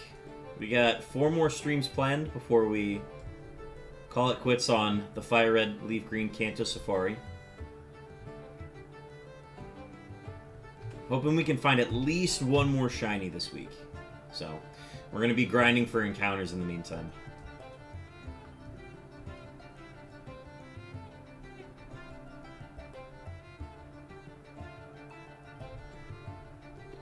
Tomorrow I've got a daytime stream planned, so we're going to be aiming for a 1 p.m. Central Time start. However, keep an eye out for maybe a later stream, probably sometime after 9, after 10. We're eyeing a potential double stream. I don't want to set any promises, but that's what we're eyeing. Alright, I'm going to throw a ball at this Lurantis.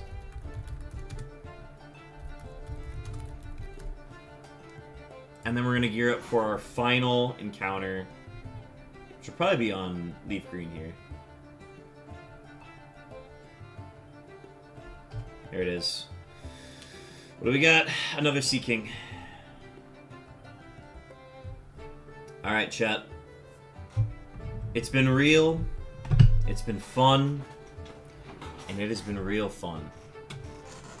Let's go full frame. Chat, thank you so much for hanging out tonight. This has been, like I said, I've been talking about it nonstop here at the end here, but thank you so much for tuning in.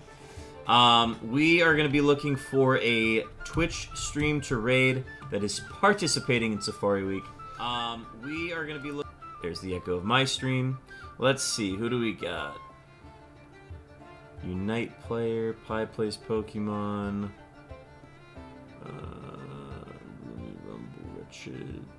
Oh, Wretched is also once again streaming for the 1% Dragonair Shiny Hunt. I feel obligated to do that one just because it's the same one. Let's see. We hit up Wretched last night. Let's go ahead and hit up what's Black Scarecrow hunting tonight?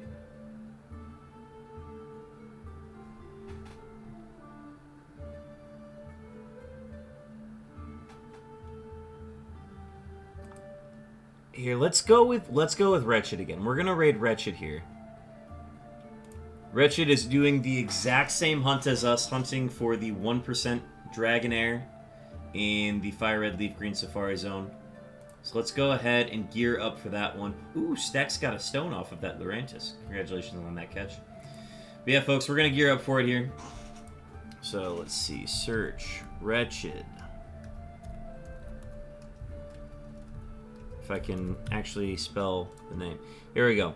Chat, thank you so much for hanging out tonight. This has been a blast. I will see you all tomorrow at 1 p.m. Central or we take on this hunt again, and see if we can lock down another shiny before the end of the week. So we are gearing up for the raid. Folks, spread some love. Spam the chat with all the Beartic love that we can pass. And I will see y'all tomorrow. Have a good one. Peace.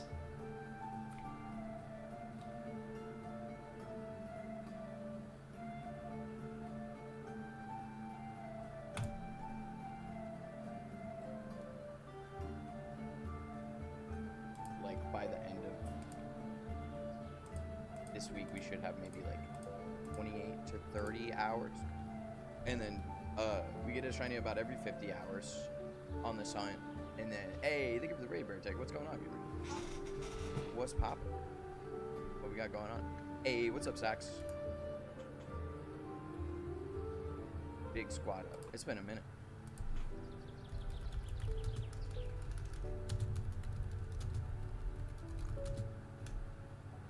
How do we do today? We get a spicy Safari shiny. Did we get a Dragonair? And then just take a picture with our phone and post it?